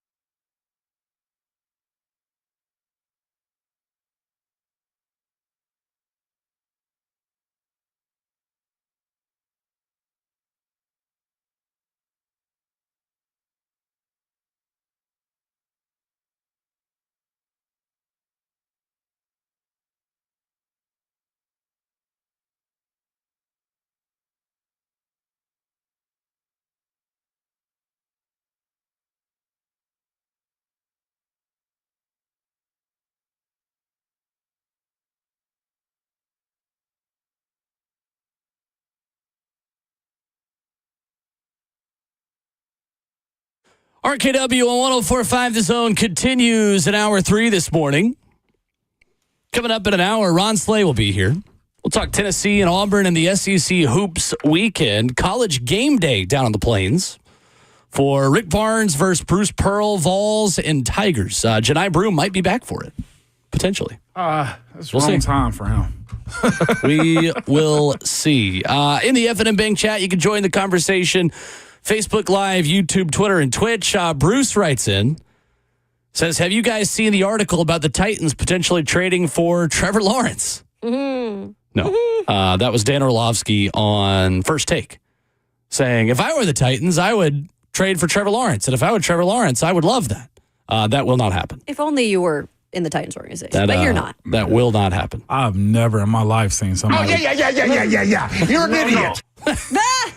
One of the more, like, if you want Trevor Lawrence to be a Tennessee Titan, Xbox has some great deals on gaming systems now. Fair weather idiot. Yeah. Yes, they do, man. Unload the clip down there, Burt. Wow, that's pretty good. Yeah, I don't have anything against Dan Orlovsky. I was going to say, big deal. Just nothing. I like nothing Dan at all. quite a bit, and it's good television. I mean, He's a little annoying, but yeah. Really? Is it? I've grown to like him. I like him a lot. I didn't like his stances at first. I thought he was okay, just trying to find his way into the industry and do all the extra stuff. He can actually break down some stuff, Oh, man. no, It's a great I'm break. not saying he doesn't know what he's doing. That's in why terms I didn't know of breaking Dan down a Orlovsky the quarterback. same way he still probably don't know Yeah. about me. So I've Tries too grown hard to sometimes.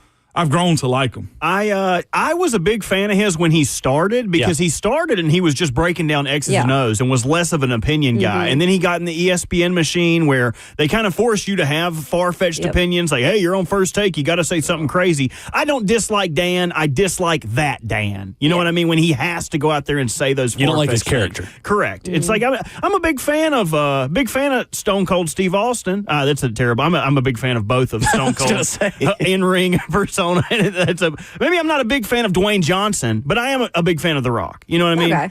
That's fair. Makes sense.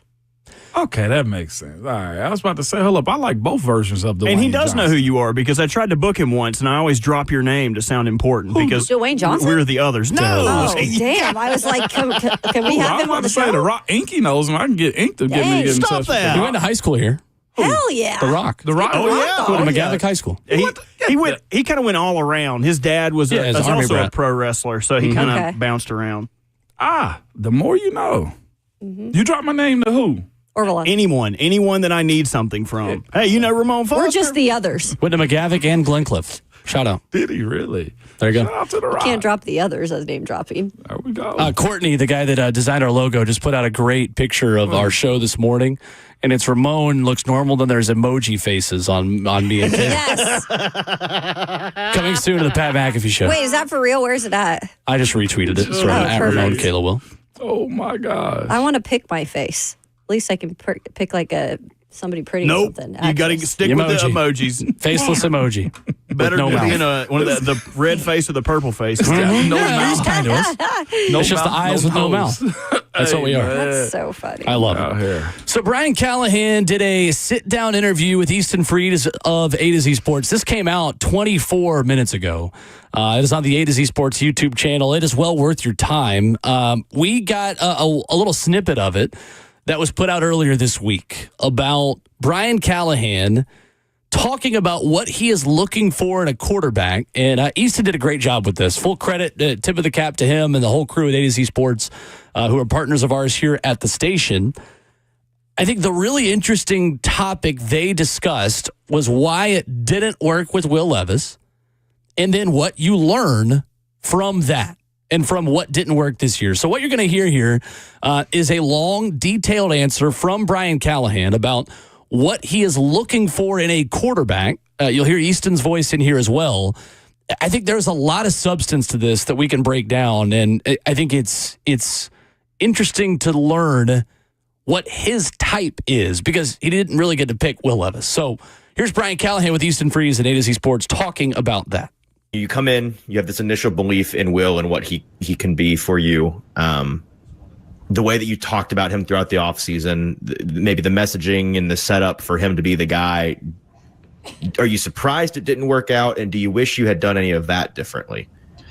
No, I think it's one of those things that Will's in a new system, a new way of doing things. A lot of, everything about Will in the offseason portion was encouraging in the sense that he was getting a new system down, handling the verbiage, the play calls, the process, the huddle.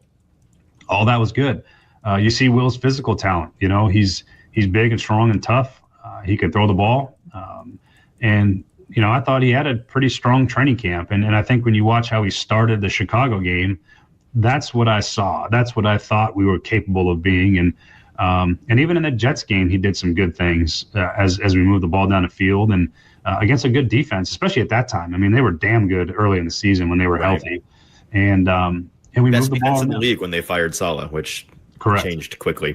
Yeah, and that's who they were. That's who they were the last couple of years. I mean, it's a tough defense, and Chicago was a good defense. So we played two good defenses early, and there was some things about how he operated that was encouraging. And then, I think the offensive line play affected him. We weren't good enough up front, so it takes a ton of hits, takes a ton of sacks, and then it sort of spirals from there. And ultimately, when you win 3 games, nothing was good enough, but certainly we weren't good enough at the quarterback spot over the course of the season to be in position to win more games than 3.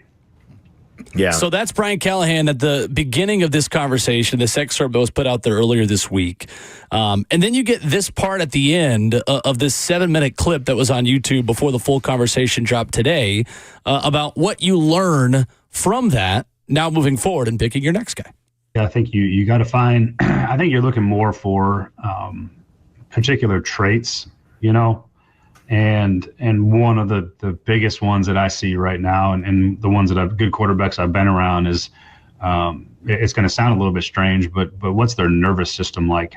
What do they look like when things break down? How do they operate when the pocket is muddy?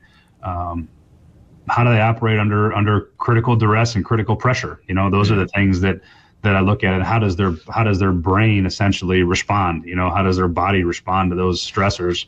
I think a really good example of what incredible poise and calmness looks like is just you watch Jaden Daniels play. First name that came to my mind when you said the moment's never too big for him. Pressure never rattles him. He's efficient in his movement. He's efficient in his delivery. That's kind of what I mean by that. And look, Jaden is turning out to be what might be an incredibly rare prospect that, I would say probably, look, he was taken 2nd overall. So like nobody missed on him. You know what I mean? Right. They knew he was a good player, but I'm just saying he was, I think he's exceeded whatever expectations a lot of people maybe had of him. And, it's been kind of cool to watch as a fan of quarterback play, but his poise is incredible, and that's what you have to have. And then you watch the great players in our league, and I mean, you look at Mahomes and Burrow and Allen and Lamar. I mean, you watch these guys play ball. Stafford. There's something about how they operate, and like I said, their nervous system is a huge part of that. And then there's 3 things that I always look at, and it's decision making, timing, and accuracy. That's quarterback play in the NFL. And you have to be able to, when those moments come where you have to throw the football and everyone in the stadium knows you have to throw the football, can you do it? Can you make those throws in those big moments? And that's what separates, I think, all the quarterbacks in the league, the great ones from the guys that are just good. And that's what you look for, is how does their nervous system work under pressure, and can they make good decisions? Can they throw on time? And most importantly, are they accurate? And I think you see that in the quarterbacks that are all still playing right now. But that's how I look at the position, and I think those are the most important things you look for when you're looking at it. So that's Brian Callahan, a sit-down interview with Easton Freeze of A to Z Sports. That is an excellent discussion available on YouTube, a 90-minute sit-down. I think the first question I'll ask to you guys both is, how realistic is it to find out about a nervous system in the pre-draft process? Because that's what Brian Callahan said he really values there. You said how what is it again? Realistic. How do you find out about a guy's nervous system, quote unquote? Is that something you can scout and tell on tape? You can this on the field is totally different, but one way you can try to exploit it is asking crazy dumb questions. Asking about how much, depending upon how much information is out there. asking crazy questions about your mama. Hey, how's your girlfriend? You know, what do you do on weekends? Who are your friends? Like, because that's the only thing you get in those moments right there. Like, there's a little bit different whenever you go to the pro days on college campuses. Like, you get an opportunity to be a little bit more intimate in those moments. But they ask crazy questions, and depending upon how guys react to them in those sit downs at the combine or at the Senior Bowl and stuff like that, you can somewhat gauge where a guy could be at. And then, of course, the tape. Like, there's that side of it also. I do think there will be a different evaluation process of, situation what guys are doing. If it's 3rd and 17 or 3rd and 10, how do you react in those moments? Like, you can see that. But I think person to person, you can put people in some very squirmy situations and see what they do in those moments. Sure. But again, I think he got his answers from Will Levis stuff. That's what we're asking. Honestly, the best thing that maybe could have happened out of last year for Callahan to see what he doesn't want in a quarterback. And I'm not trying to say everything was on Will Levis. He still is a young quarterback in this league, and maybe it works out as he's older and figures out some of those things with the nervous system. But you can't teach that overnight. That has to come with experience. And in the NFL, it's on a whole different level, and the pressure is at a whole different level. So for the nervous system and tapping into finding out how guys have the way to calm themselves or not in certain situations, I think it starts with the tape 100%. And what's good about these two guys in the draft, speaking of quarterbacks, Shedeur Sanders and Cam Ward, is they've got lots of tape, right? Yeah. They've got tapes at different level with different teams and different situations. And I think that will help when they really dive into it. You're not just saying, hey, he was on one team for 3 years and this is what he was faced with. You're going to get a little bit of everything. And I think you can really start to see through a player because they both played so much football, like Jaden Daniels did, by the way. Played a lot of football in his career. Can see kind of how they react to different situations. And as people, when you're in those interviews, I think you also can get that. I think you can test them with certain questions. You're exactly right, Ramon. The emotional system and the nervous system, it all works together. See body language? Yes. All I could think, listening to that, dang, Will Levis. That's all. And the first part of that conversation, Will, that you played too, it let me, I would be selfish here in a sense, it let me believe we weren't wrong with what we thought we were seeing in camp. The way he described Will Levis having a good camp, how he went about ingesting the playbook and his execution of certain plays in the game. I will say I think there's a portion to be made about that Seattle Seahawks, interception on the first play of the game. First play of the 2-minute. In training camp. Training camp practices. This is one of them situations. Oh, it just happens. You know what I'm saying? And Coach tried to put him in a situation. No, you don't get another. I think Coach Callahan's got a lot of savageness about how he does that job in an attempt to see what Will Levis was made of. I just don't think with how he's described the quarterback now, Will, between the ears, it'd be hard for me to see Will Levis get another opportunity like he did in 24. I do think it explains why there was so much optimism in that facility. Easy. I don't think they just wanted to feel good about Will Levis because they had to. They legitimately thought he was going to take a step forward when the lights turned on. And I think that's what makes this draft and the quarterback position so challenging. I don't think you can find out if someone has that stress test, natural trait. Because you talk about nervous system, that's a whole new ballgame in professional football than it is in college. Right. And some guys who master the quote-unquote nervous system in the college level, you get to a next step, and all of a sudden those athletes that are chasing you are that much bigger, that much stronger, that much faster. You have to build that from scratch. And I think that is what makes the quarterback position so challenging to evaluate. Is sometimes you feel like you've got a guy who's cool, calm, and collected in the pocket in college that just cannot translate that to the next level. And it is why it is the hardest position to evaluate maybe in sports. And that's why a lot of the times, I know people do not want to hear this, but luck comes into play a lot of the times with these quarterbacks. It really does. Just exactly what you said. All of these guys that eventually become quarterbacks are drafted. All of them played in college. All of them, you saw good things out of them. Some you take more of a chance than others. And sometimes it works and sometimes it doesn't. It's just the luck of the draw sometimes, unfortunately, because you can do all the scouting you want and sometimes it does not work out in the end. Yes, I'm going to say it, because screw it. This is our job, is to give our own opinions about stuff. Well, Kayla, listeners, like, here's why the boisterous Vols fans are, barking so loud about this situation. Well, you know where I'm going. Yeah.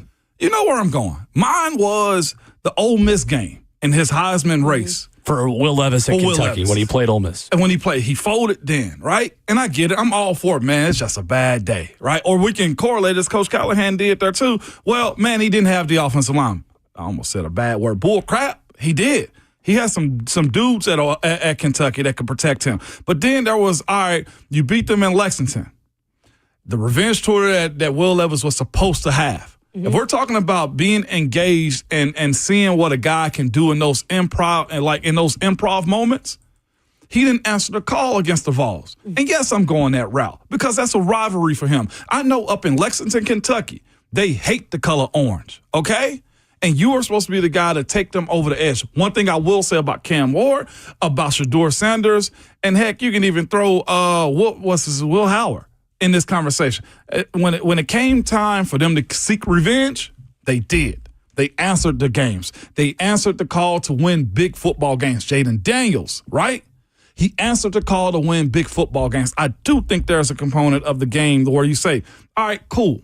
Has he won big moments? Good point. Jaden Daniels won big moments. Yeah. Joe Burrow won big moments. Sure. Andrew Luck won big moments.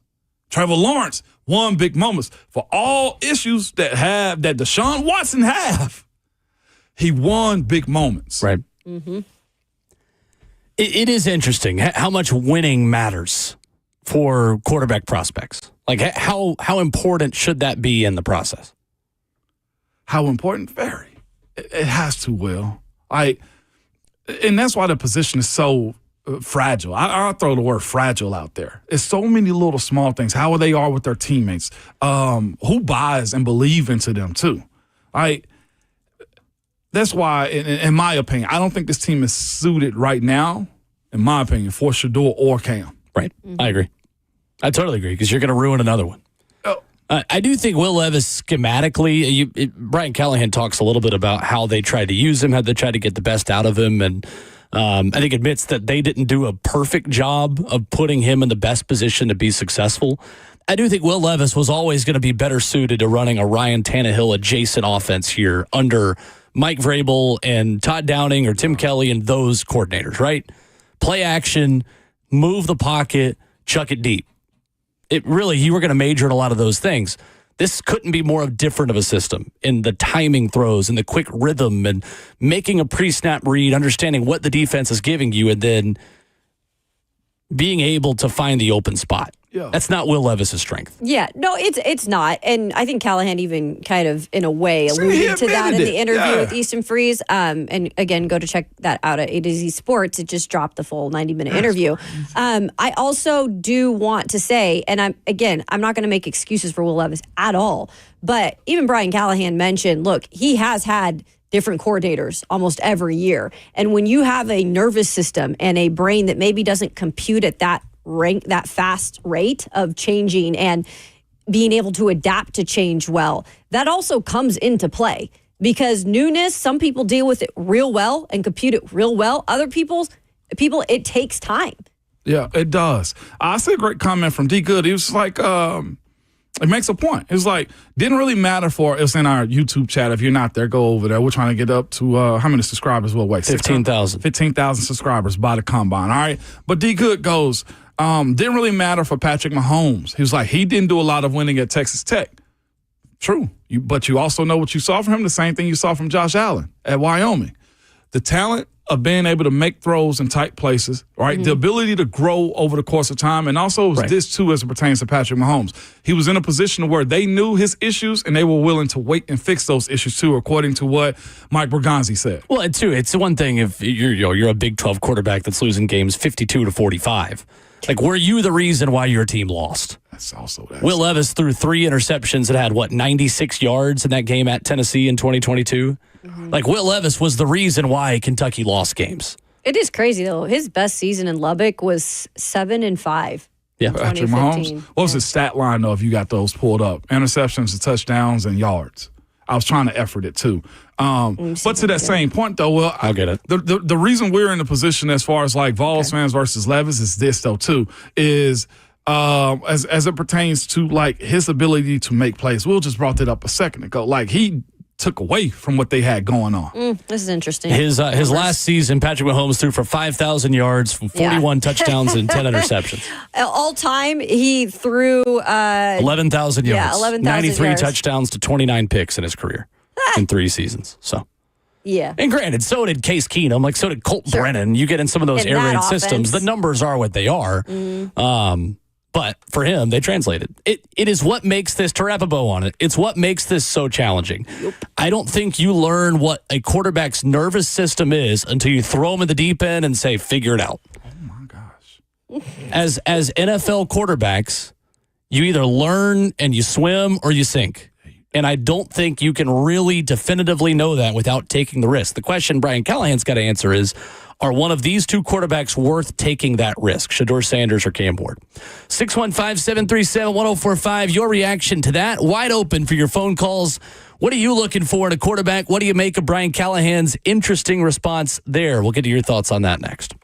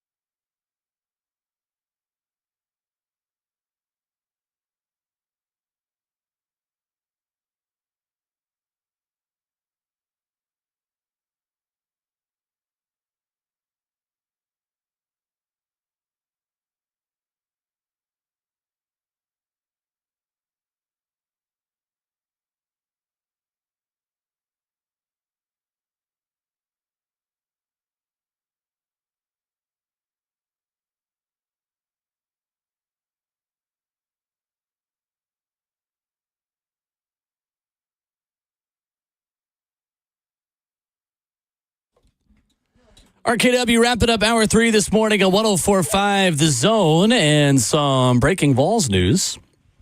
Notre Dame lineman Sam Pendleton has committed to Josh Heupel in Tennessee. Ooh, biggie. Brent Hubbs of AllQuest essentially told you an hour and a half ago that would happen, and it just happened. Look at that. Very Good one.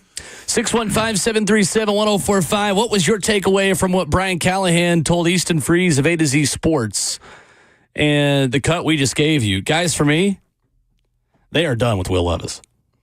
Sounds like it. There's no going back. Yeah. At this point, unless, somebody that they bring in is so bad they have to put him back in, or injury or whatever. But that is the biggest thing I took away from everything I've heard in that interview so far. I haven't listened to all of it yet because it just came out while we've been on air, but they're done. Also, Mike Borgonzi earlier this week in his presser said, we're going to turn over every rock to find a quarterback. Well, that stone was already turned over. Yeah, it was. It didn't work. You didn't That find rock any has been gems. skipped along the pond. Thrown elsewhere. To see. There was no. Probably intercepted on the way there, too. Oh, no. Shut up. Oh, no. Oh, my God. Who are you? I hit the wrong button. Damn. Who are you? Okay. What are we doing? Oh my gosh. Intercepted. Oh, you're not. Okay. Well, Pick six. Out, please. And thank you, man.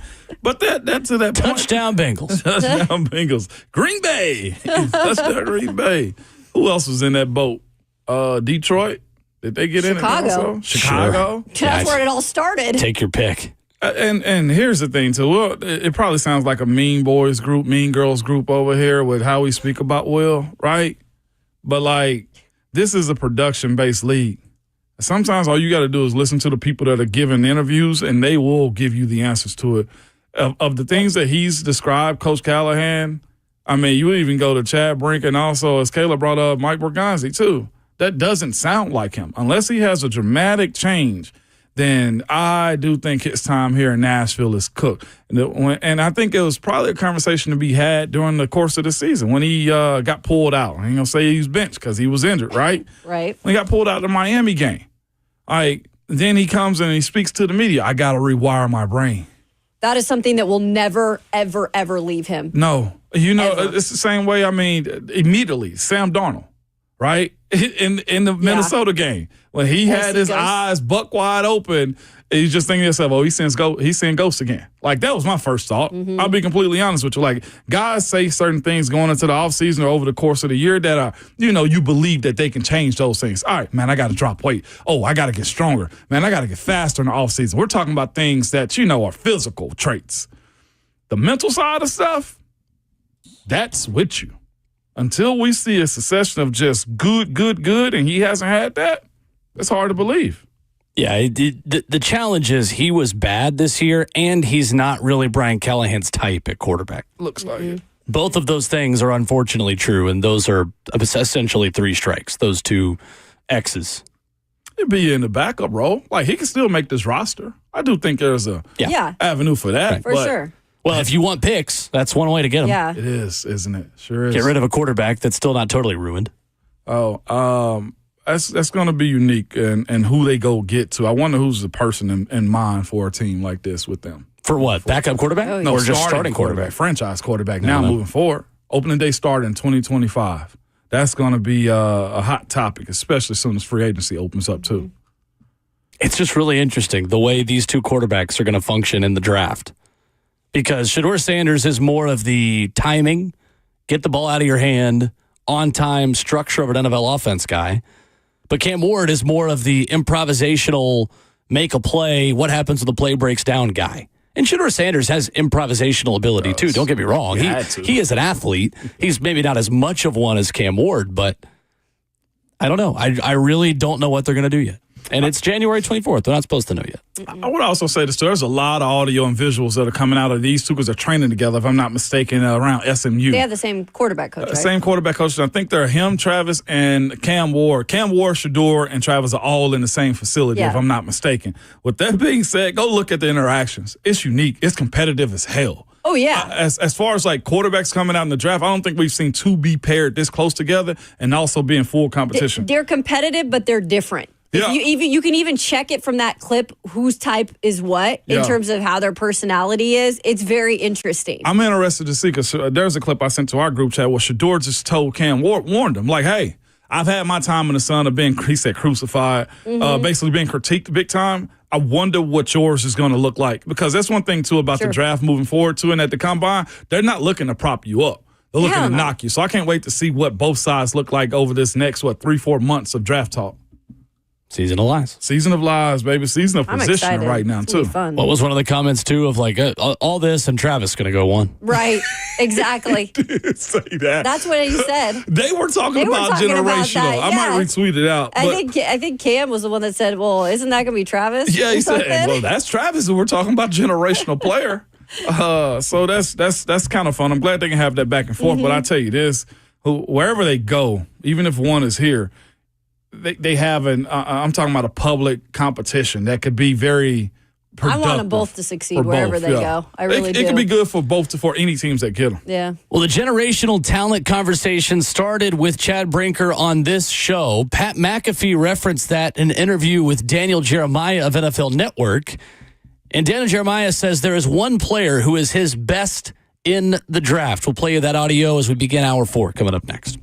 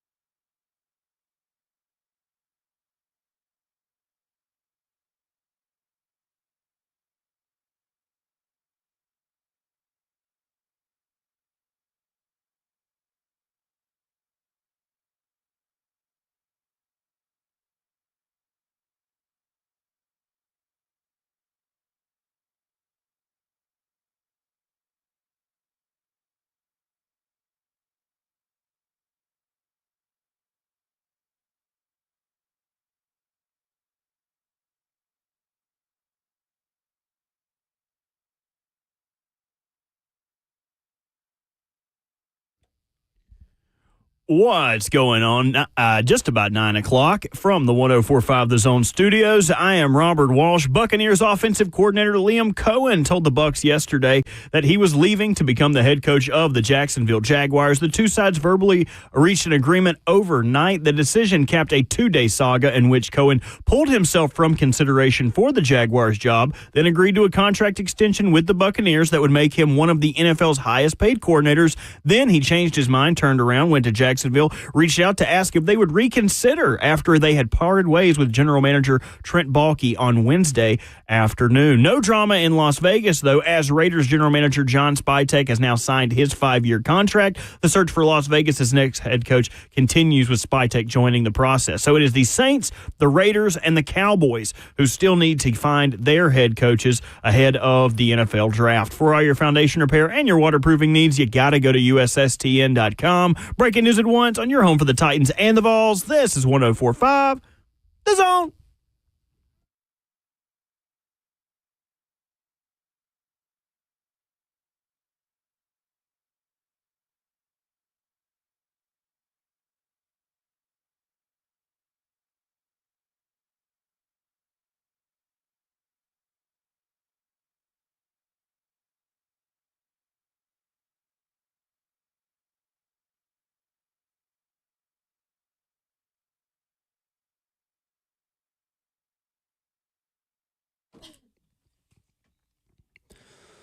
Fourth and final hour of the show, and the final hour of another week that has kind of felt like a month. Not really in a bad way.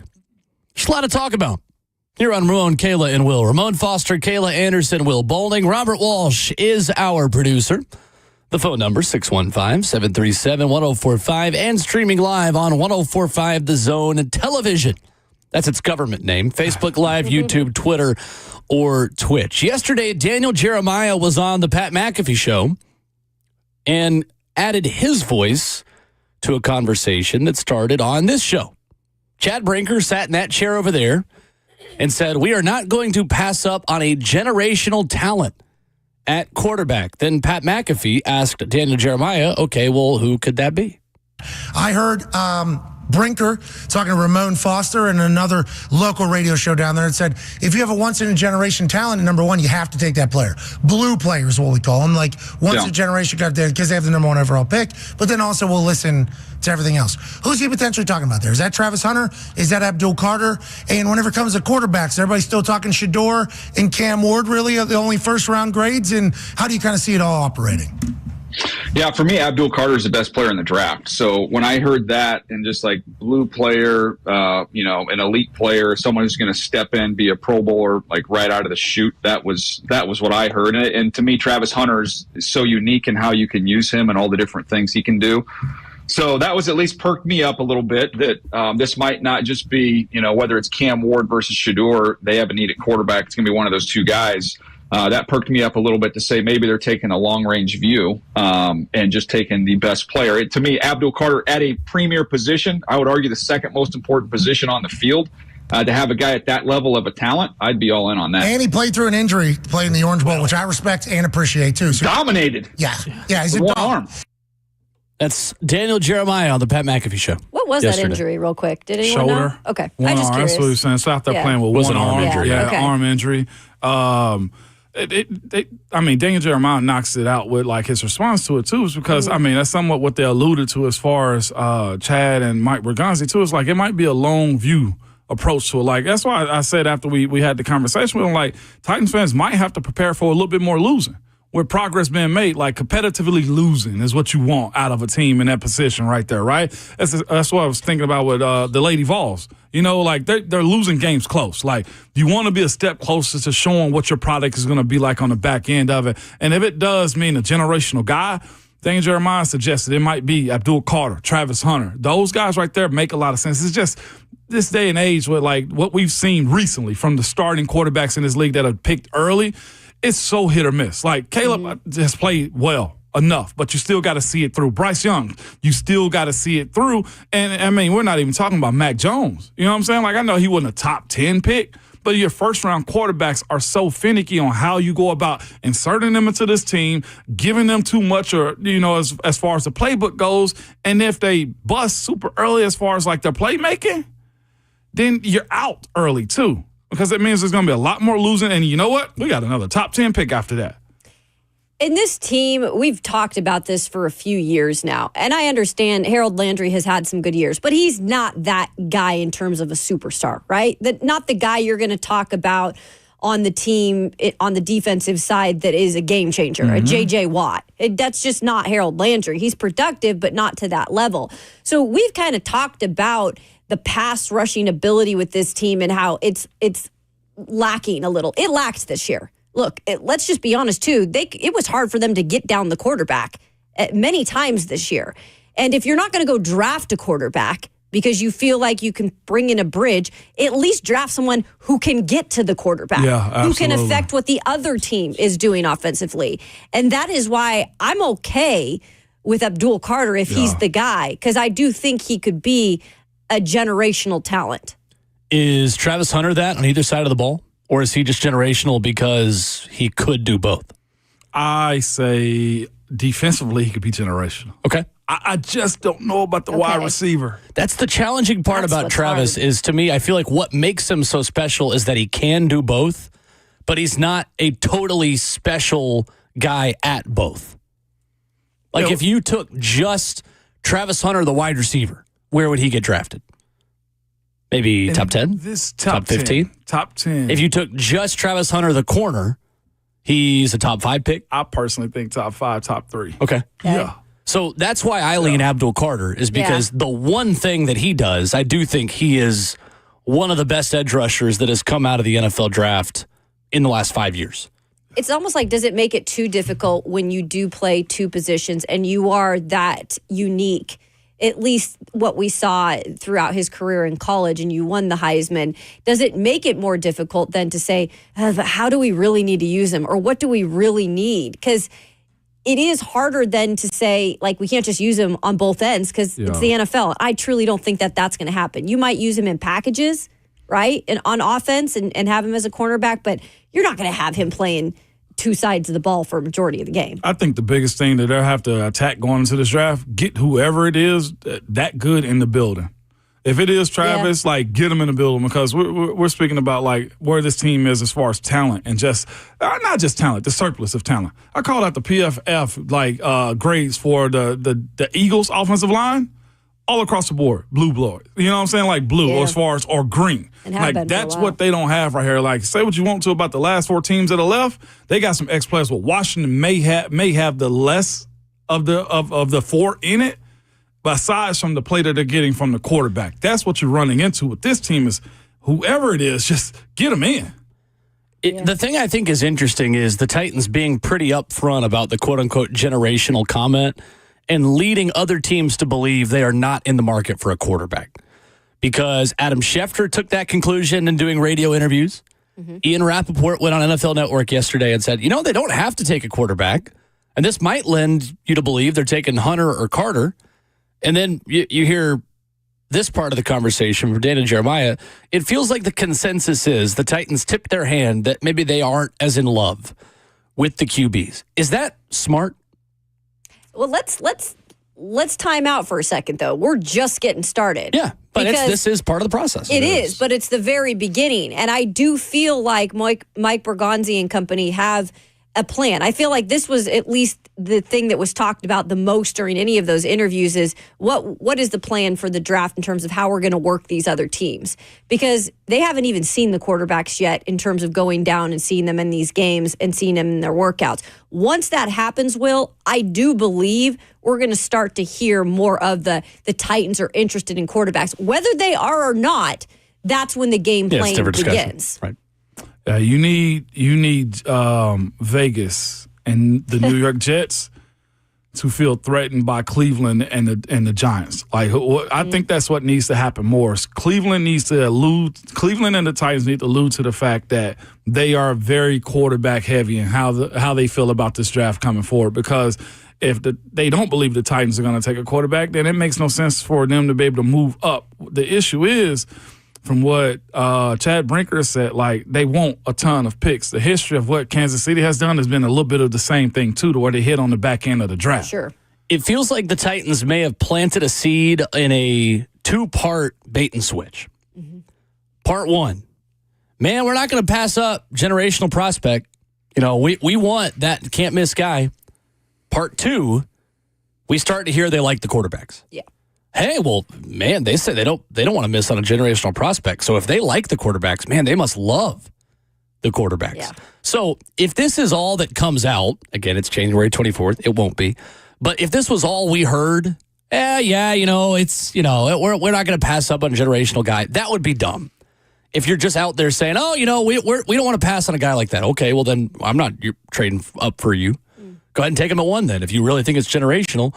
But if you say we want a generational guy, but we also love the quarterbacks, it adds to the amount of love that you could have for those two guys, and it's going to drive up the price for pick number 1. 100%. And it's kind of like, I don't know if you guys have read or are familiar with Sun Tzu's Art of War, but it's like, make your enemy believe that you are far when you are near. Make them believe you are near when you are far, weak when you are strong. So it's kind of mixing up what you would... Bring.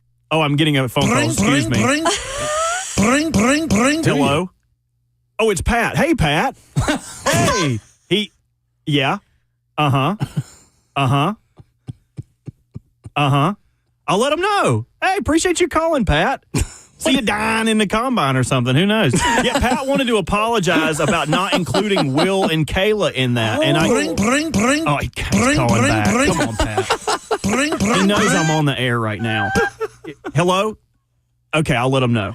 He wanted to apologize, Ramon, for not reaching out to you to get you on his show. No doubt.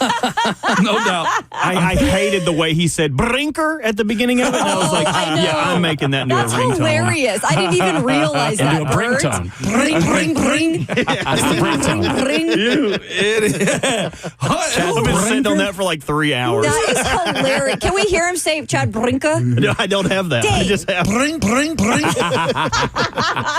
That's amazing. Who raised you, man? You went from quoting Sun Tzu's Art of War to that in about a 20-second span. It's all about the misdirection, Get baby. you a guy that can do both. That's incredible. It's hard out here, okay? Yeah. Proud of you, Burt. That's good stuff. Also, right I there. almost got arrested today, too. Not arrested. A ticket. Officer H, make sure you got here. Clean. Officer That's who's H. calling me next. Bring. Hey, officer, what was it? H? Officer H. Yeah. Don't throw him under the Do bus not again. say an officer's name. Yeah, absolutely, man. That's great. I didn't know where you was going with that. I'm going to see if I can reach out. Yeah, me to him. neither. I was trying to figure it out halfway through it, too. Actually reach out to him. Coming up next on Ramon and Others, we'll be joined by 3HL and SEC Network's Ron Slay. Another loaded slate of SEC hoops, including College Game Day in the Jungle, Tennessee and Auburn. We'll talk about it next. Bring.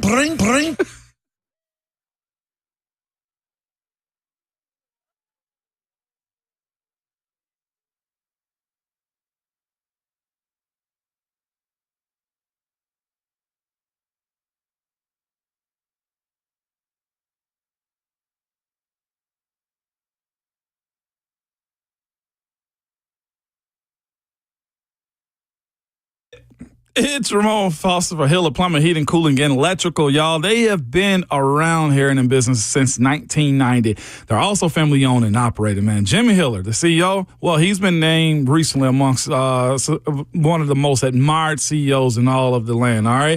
It's because how he treats his team and his clients. Hiller takes care of the customers on every single job every time. They stand by their work, so much so that they have a slogan and it goes like this, man. Happy you'll be or the service is free.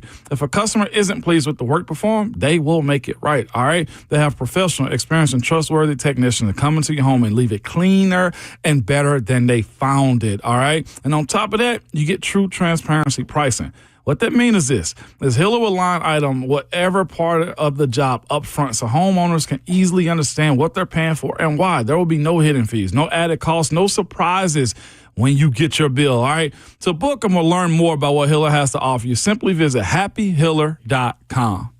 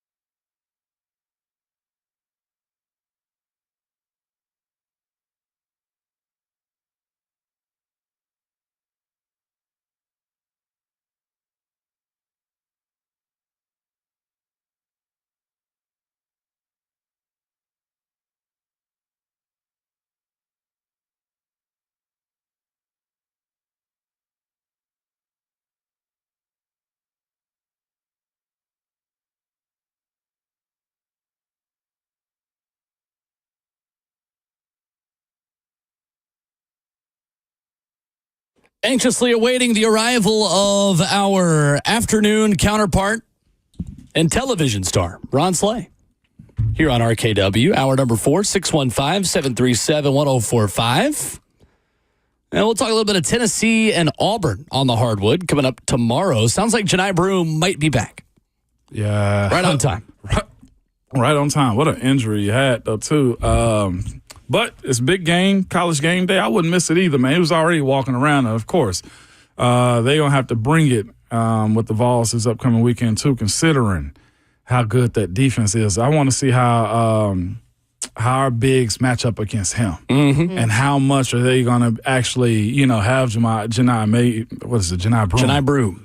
Broom be a part of what they're trying to do. Like, will he actually have a hobble in his run? Because that was how ankle injuries. Like, yeah, I'm active and I can go, but you still feel those tendons, man, be stretched out and sore. So if they can make it a physical game, I think it's better for the Vols this upcoming weekend. And we've talked about just winning on the road. It's so hard in the SEC. And they've had some now that they've dropped on the road. This is one of the hardest environments. Slay will tell you hands down he's done games there. So to be able to put together a game where it's going to be close no matter what, but to come out, if they can come out with the win, like that's a big dub. Oh, you better believe it. It is. Sure. Bruce going to be, sweating out. How many shirts is Bruce Pearl going to go through? More than Sean Miller? That's hard to beat. I'm telling you, it's going to be one of those type of matchups right there. If you're a fan of this one, definitely tune in. I know Babs was taking it yesterday. Did they do the bet? They did a bet. Somebody called in and gave them an awesome bet. What was it? Darrington, I think is who it was, said that the loser has to have a week of pleasantry said on air about each school. Breaking sports news on 104.5 The Zone. From Ian Rappaport of NFL Network 1 minute ago, the Raiders are turning their attention to former Seahawks head coach Pete Carroll, with hopes he will be their next head coach. The two sides are reportedly in negotiations. And you also have Adam Schefter out there saying they are aiming to work out an agreement to make him their new head coach. The two sides are in talks, but there is no deal yet. It sounds like the Raiders and new GM John Spytek quickly got their head coach in Pete Carroll. Stock up on gum. Look at that gum, and he'll be back as the oldest coach in the NFL. Let's go. With the best energy, because that guy, I don't know where he gets it from at that age, but my goodness, he was always on the sideline hustling. They say that's when you age the most, is when you stop moving. But he never technically stops moving because he chews gum in his sleep. Makes me irrationally angry how much he chews that gum. What did that gum do to you, Pete? It's crazy.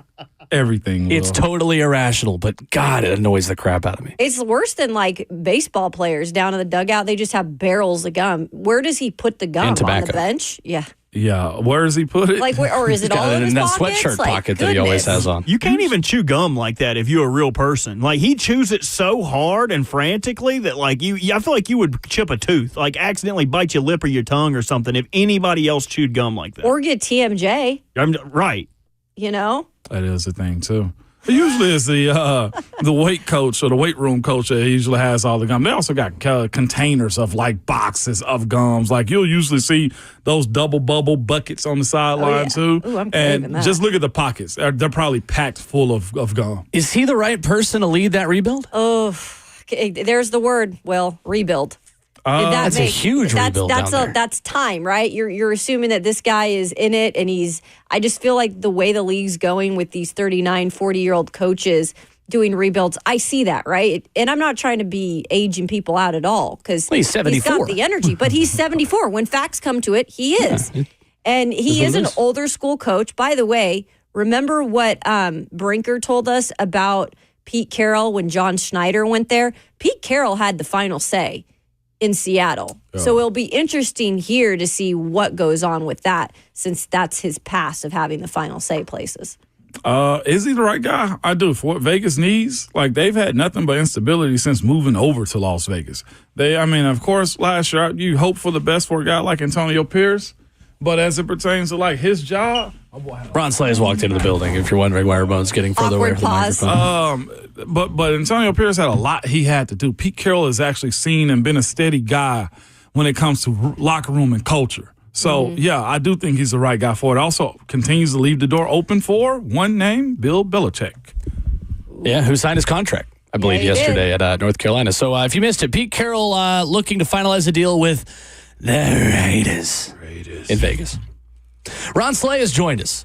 What up, though? How we doing? What's happening? What's happening? What's up? Good morning. How are you? Man, I'm popping and rolling and locking and all that. You know what I mean? All that. Every bit of it. What's up, good people? Not much, man. This is a subdued Slay that's walked into our studio. Man, I done had a long night, man. I'm going to tell the story on 3HL, man. But can you give us a teaser? I most definitely can give y'all a teaser, man. It's only one thing worse in life than a fool, and that's a thief. Oh, no. Yeah, man. Thieves out there, man. Thieves are something else. All thieves ought to be put into like a little thief cave. Yeah, you know what I mean? And, prison. But like in a hole, though, where they can see out the top. A prison in the prison. Yeah, but they can't see, they can't say nothing, you know what I mean? They just mouth zipped, locked, you know what I mean? You can walk by, spit, throw water on them, you know what I mean? Feces, you know what I mean? Urine, you can do all kind of nasty stuff to them, and they just got to accept it, you know what I mean? Nothing worse in life than a thief, man. So I had my truck stolen last night, and it was wild, man. Yeah. Just a little junkie lady stole my truck. A lady? Yeah, a junkie lady. And to make sure you put the junkie part on there. Absolutely. Because she was definitely a bit of a junkie. Mouth rocking, you know what I'm saying? Black eye, I ain't no telling. Dang. Yeah, it was weird, man. It was crazy stuff going on. Oh, that's awful. Oh, yeah. I'm sorry, Slay. Yeah, it was wild, man. Then took the truck and then flipped it twice. And walked away. I don't know how she walked away, and they can't find her. So, my God, who's watching over her? Yeah, that's what I said. God, it's babies, old people, and fools. That's who he smells them quite a bit. So you ain't tell me all that. I didn't get a chance. You know what I mean? Like this was about. I stopped at a gas station to give LaRon some Gatorade. You know what I mean, for school for his lunch tomorrow, and walked in the store. It was about, I'll say 35 seconds. You know what I mean? Right there on Franklin Road and Old Hickory, the LaShelle gas station right there. So going there, pull right up to the door. My wife pulled next to me, you know what I mean? She in her car, I'm in my truck, park it, go in, go grab the Gatorade, walk to the register. The little lady walking off, I'm hearing the little foolery she telling, the little story she telling the little cash register. But I'm like, oh, yeah, come on, little lady, let me go and pay. You know what I mean? He scanned me up. I'm about to tap my card, and I look out the peripheral of my eye, and my door's opening. I'm like, no, why is this lady getting in my car? What the hell is this? So my homegirl is with my wife. She tried to open up her passenger door to grab the door real quick. Man, the lady closed the door, man, dropped that thing in reverse, and did probably 45 to 50 out of the parking lot backwards. I don't know how she didn't hit no gas pumps. Oh, my gosh. Oh, no, this is what I got a whole lot of wild story, man. So shout out to Burt, to the officers he was talking about, man. Metro jumped on it, you know what I mean? Jumped on it quickly, you know what I mean? But a whole bunch of foolishness, man. I don't know how the axle didn't break. Like, I don't know how it wasn't no cars riding up Franklin Road at that time. Then dropped it in drive, and you know, it's Franklin Road and Old Hickory. Yeah. So it's I've been to that gas station like 100 times. Yeah, so it's a big intersection, but it's a big old median in the middle too when you turn left to go towards the interstate. So she hit the front wheel on the median, boom, big old loud noise, you know what I mean? I'm like, oh yeah, she finna flip it. At any moment, she finna flip it. So my wife took off after her, you know what I mean, in the car. A real one. Yeah, real. Yeah. So they going back and forth. The lady doing U-turns up Old Hickory, doing about 110. What the? I mean, rolling. So she finally jumped on the interstate and then tried to swerve off and get onto the off-ramp down about Hardin Place, coming back towards the city. My wife and them, she cut an 18-wheel off. So my wife hit the brakes. Spun out twice, hit her back in against the wall.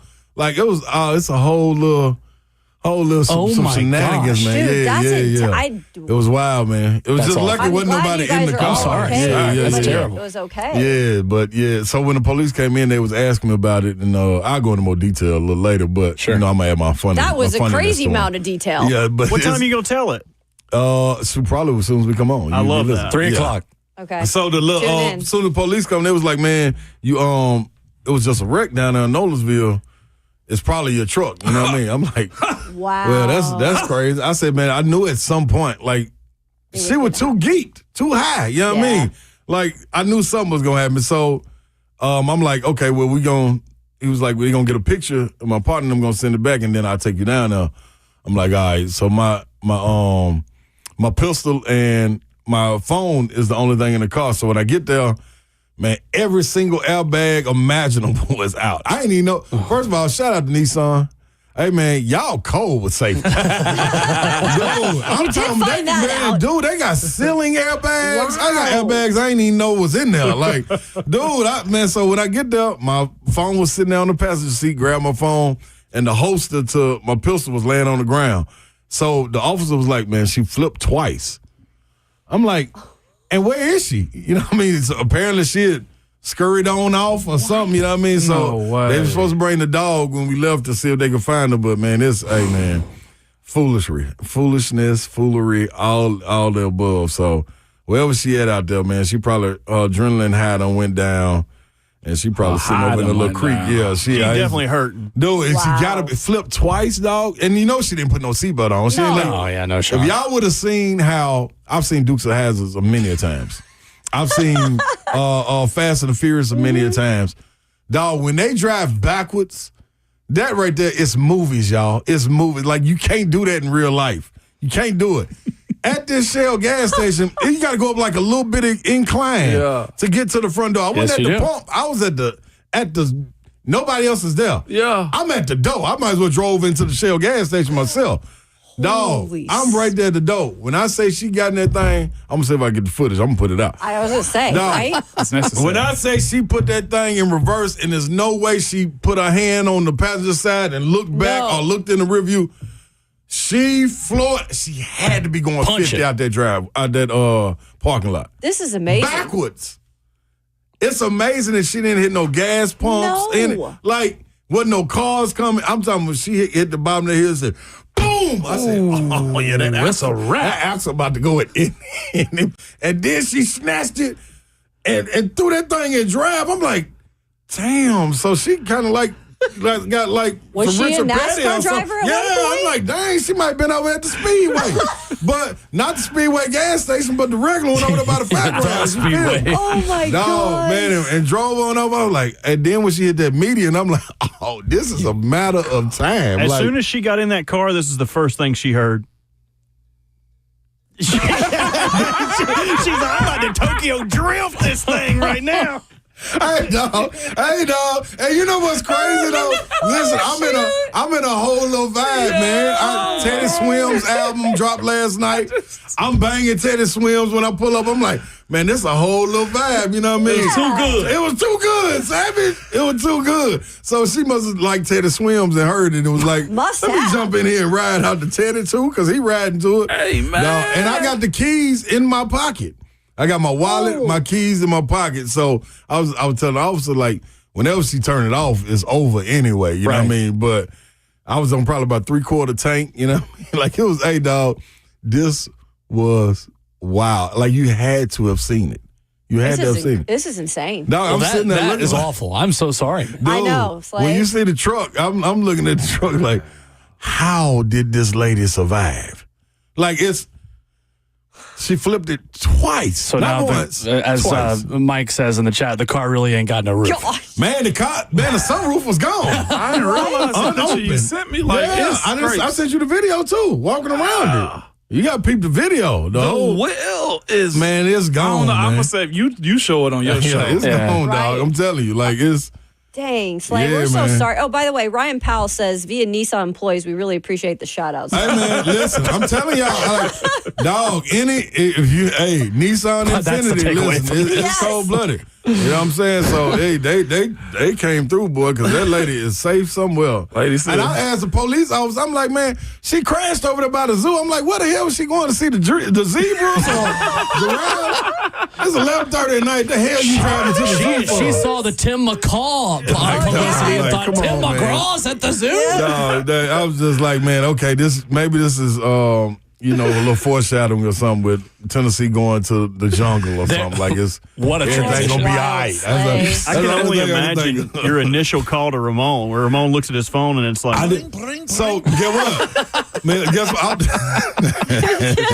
It hit me at 1 in the morning. I was like, man, I ain't calling my dog, waking my dog up on no foolishness. We like needed this. some information right quick. Yeah, we had to get some info, but yeah, man, it's wild, man. I think I got the case somewhere at the crib. Okay, cool. The two I looked on our what's the name on our group chat too. It's on there, but I can't zoom in.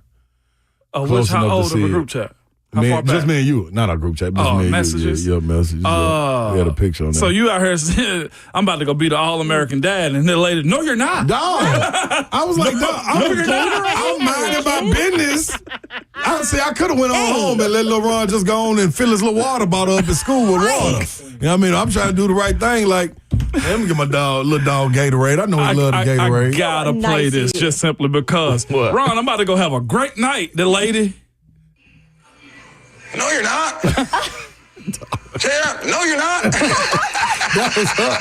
No, you're That's not. crazy. No, you're not. Hey, dog. I wish y'all could have seen it when I was already saying, oh, my girl out here, good geek, got a black eye. And the crazy part is, when they sent the video back, she was trying it with other cars before we even pulled up. Oh, really? Yeah, she was trying car door handles, you know what I mean, just walking around the parking lot. I'm like, how y'all didn't notice this little lady, man? So... That's better than sports. Yeah, I had a good one, man. That was incredible, and not in a good way, but the story was crazy. Yeah, nobody was harmed, though, and I don't know where she is. Maybe she is harmed, maybe she ain't. Yeah, Sleeping hard right now. Better be in some bushes or something. None worse than a sober person that's wrecked somebody else's day. Like, I'm sitting there looking. I just had a great dinner and everything. Like, they need to put her in the zoo. Come on, dog. Dog, she was trying. She was on her way. She was on her way, dog. So. Yeah, man, y'all be on the lookout, man. And this is the problem. Like, I usually always lock my doors when I get in, but it was just me and my wife, and that's it. And you had a lookout. Yeah, you know what I mean? I mean, she parked right next to me. You know what I'm saying? So I'm like, dude, I'm literally grabbing a Gatorade and a water. Sure. That's it. I was in there 45 seconds. When I got to that door, she was halfway down that parking lot. I'm looking like, now, what you about to do? Is this really happening? Yeah, and then my other thing, like, where you going? Yeah. You a junkie. Where you going? Yeah. You gonna ride around, get warm, and that was why I didn't cut my car because it's too cold outside. Right.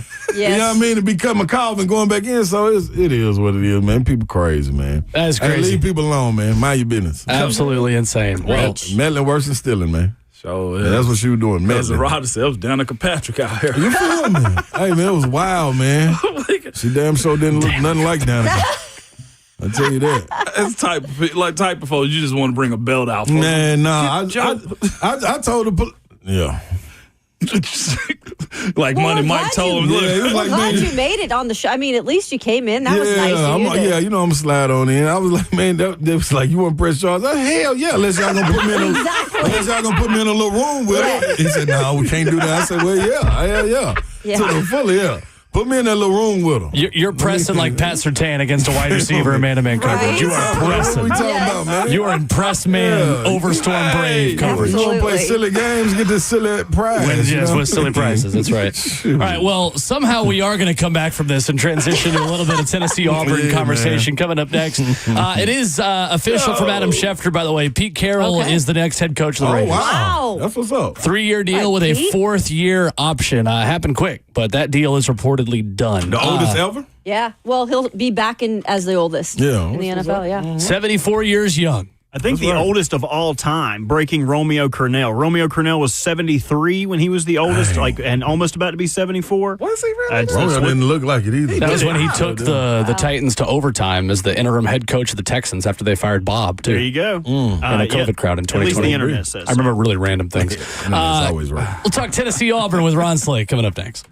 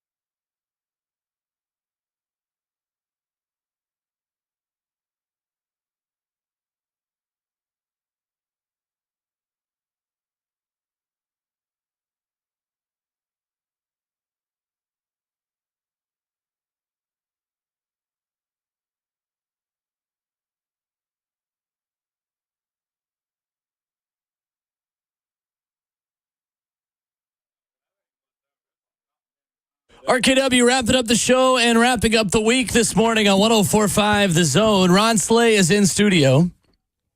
Robert Walsh is our producer. The Buck Rising Show is coming up next.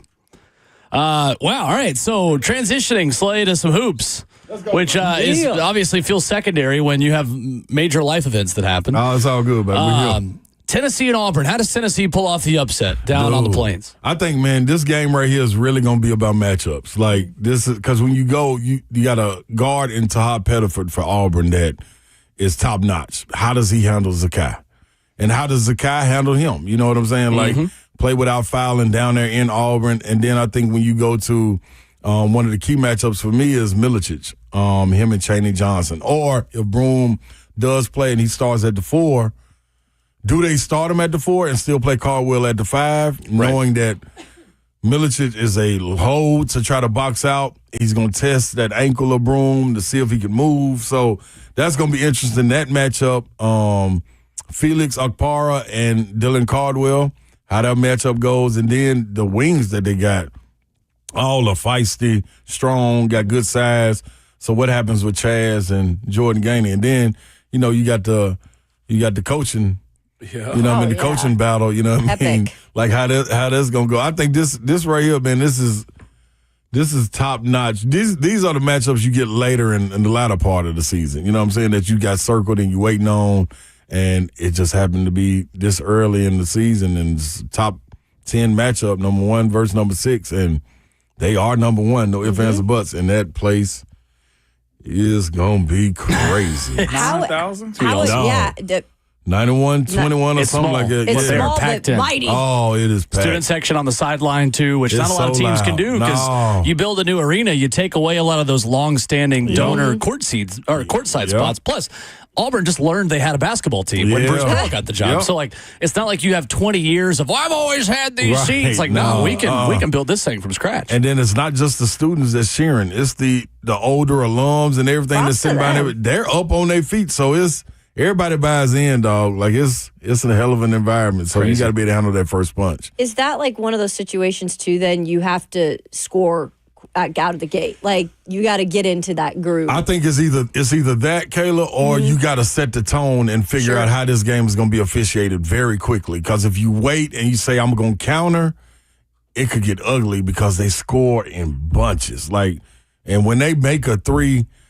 oh man, it's a real life celebration because it's so small and compact. Like it's different. It's I don't know another venue in college basketball like it, man. It's pretty dope to be that small. I'm gonna be real. So will they attempt to do what Vanderbilt did and attack Zakai the way they did too? It seemed like at some point another team is going to try. I know State didn't do it. Yeah, but this is a big matchup right here, and Zakai's the one that stirs the drink around. Yeah, and it's different when you look at the way Mississippi State plays. They play a lot through their power forwards as far as being a point forward. In this situation with Bruce Pearl, his guards handle the rock. Right. I mean, they initiate everything until it comes down to, all right, y'all, we need a bucket to stop the run. They give it to Janai Broome, and he'll walk you down old school style, and you got to choose whether you're going to play him man up or you're going to send a double. He's a very good passer. So, me personally, I would like to see him play man-to-man and test that ankle and see if he can get this groove because he's been out for a second. Yep. It's difficult, with all that pressure and how hype is going to be, your adrenaline going to settle yourself down, that being your first game back, and be able to play with some touch. You know what I mean? So, I would try to capitalize off his mistakes, but he is National Player of the Year, so we'll see how it go. What place is it in Tennessee history for Zakai, considering how Coach Barnes has spoke about him? I've been hearing this, man, and I was watching the TPL, the Players Lounge that they got. So they did a Mount Rushmore, and guys were naming players. Y'all ought to go to the 11-minute mark, see what Chad said. But other than that, Gainey and Meshack. Meshack said he would put Zakai on that Mount Rushmore, and I was like, dang, so his impact is greater than we know, and I think we won't figure it out until after his playing days are done. We get a glimpse of it the way Coach Barnes is talking about him. Oh, yeah. But talking to some of the coaches, man, they said, he has Coach Barnes' ear, too. I was talking about it on our show. He's okay with going to Coach Barnes, and Coach Barnes listens and say, hey, man, you got to ease up just a little bit, dog. Like I'm gonna need these guys that you riding like this. Be cool. You know what I mean? And Barnes listen. So we're gonna see where it goes. I thought you saw a little bit of that in the Mississippi State game. We saw guys playing a little bit looser. So we'll see. But I think his presence and his impact, it won't be, you can't quantify it until he's done. So is that where you also get to, and I don't want to continue to be the dead horse, but is that where you get to where everybody knew essentially Cam Carr was gone? Yeah. You know Players the feeling know of your team. first. Yep. You know the feeling of your team. Yeah. Yeah, you can see how people move and like the way Australia is. Like Australia is still very much involved. Like he's not on the side, even though with him being out for the season, he's not off to the side doing his own thing, doing rehab. Like he's fully in, still out there on the scooter and doing shoot around so much more. And it's, you can kind of feel it, especially how close knit they are. You can see it. You can see it. So, it's going to be interesting, though, man. It'll be fun. They got to go fight. It's a tough place to play. Maybe the toughest in college basketball and right you've seen in the last 2 years, like they've been playing one game, like either at Auburn or at Tennessee, and the home team has won. Yeah. Every single one. Every one of them. So it's gonna be interesting, dog, to go get this one. You don't lose anything by losing it, but you gain so much by winning it. Both teams. Are you in studio? I am in studio. Oh, I wish you could be out there for that. Because I know you've been to Auburn. I'm going to tell you this, KK. They would never, I'm going to go on and put it out there. They would never put me on the Tennessee game. I know. I know. If I lose my mind like that at Auburn and at Arkansas, like they know. Wishful thinking. They know I'm crowd surfing if I get to talk to both. I would love If I get that. to Food City Center, I'm coming. I might be up there with DJ Sturl. Yeah. I can guarantee you setting it up. Especially now that I know they said that I got the ear. When I do the game, I got the ears and the mic to roam. Yeah. Oh, that's. I mean, is there anything better than that? Never do that. I've been in locker rooms and they should have never told me that. Maybe you could be the one to tell them to please turn down the volume of DJ Sturl in Thompson-Boling Arena as well. Gonna crank it up. They sure do. It is interesting, though, Slade, talking about Tennessee on offense. I think in the last couple of games, at this time of year, if you lose a game but you do something that makes you better for March, you take that trade-off 10 times out of 10. I like the way Jordan Gainey and Jemai Mashak have pressed going to the basket more and taken more of the initiative of like, all right, Jemai Mashak learning. And I know that finger is really bothering his shot. Right. Because all offseason we heard about how Jemai Mashak was a remade three-point shooter. And now defenses are giving him slack. He's not taking it because he's got a fractured, I believe, left pinky finger. Right. Yep. It doesn't bother him as much going to the hoop, though, and I think he's recognizing I can't always just drive and kick because teams are going to now start playing off me, and they're not even going to respect my drive. Yep, I think we saw a glimpse of it last game against Mississippi State. Just the willingness to shoot the shot. Right. Like, that's Doesn't have to okay. go in. Yeah, it ain't got to go. Shoot the shot, though, dog. You're hurting us if you don't. But him also being able to close the gap and close the space. I saw one time Hubbard was on him, and he literally walked Hubbard to the middle of the lane and elevated over him and shot a turnaround. I was like, oh, okay. So if we start to get that, and you like you just said, penetrating and not looking to pass, but 2 feet gather and go up and shoot, like, we'll accept that. And you give your guys an opportunity to go get the offensive rebound, which you have a good offensive rebounding team. Yeah. So Parra is getting so much better, too. Yeah. Oh, my He's gosh. getting more comfortable. You see it. 9.7 boards in SEC play so far. That'll play. Yep. Darlingstone, is it D-Stone Dupar? It's been a little quiet, so we got it's probably time. This is the one. Double D, baby. If he goes down there and show up, I think Tennessee walks away with about a 5 or 6 point win. If he shows up to where if he can go get you 10 and 6, okay, man, you got something, because that's coming in from your 7th or 8th man coming in and doing that. He can do that kind of production, and everybody else be them along the way. You got something. They gonna roll Janai Broome out in a wheelchair, or you think he He's actually? playing. I know, but like, what level with the ankle is he at? Me personally, if he's not at 85, 90%, I wouldn't let him play. Okay. I wouldn't let him play in this because of how much house money you got in this right now. You know what I mean? And with game day and everything like that, all that's cool, but y'all been playing really well without him. You know what I'm saying? So it wouldn't be nothing that I'll jump on. I just think that Bruce walking into this situation, if he could play him, he would, because that front line being so thin. And coaches do that, though, too. Yeah. Coaches will throw all the headlines so you can overthink That's right. this. Yeah, that front line thin. That is the show, and that is the week. Slay, thank you. Thanks, No Slay doubt, Dog, baby, and I no hope doubt. you have a better day. Man, I got to. It'll come back If you see in a big anybody way driving for you. backwards towards the zoo, just know Avoid. that's Slay's girl. It's nuts, dog. Yeah. Avoid. That's crazy. Back at it Monday morning, and the Buck Rising Show has you covered coming up next. No doubt about it. Y'all know how it is going into the weekend. I got called out last week for not doing it, but it's the weekend, man. Make it back to us by all accounts on Monday. But in the meantime, man, call somebody you ain't talked to in a while. Buy somebody a random drink. Don't steal somebody's car, man. Hug somebody, all right? Apologize even if you have to. But please remember at all times, your Twitter fingers and your mic is always hot.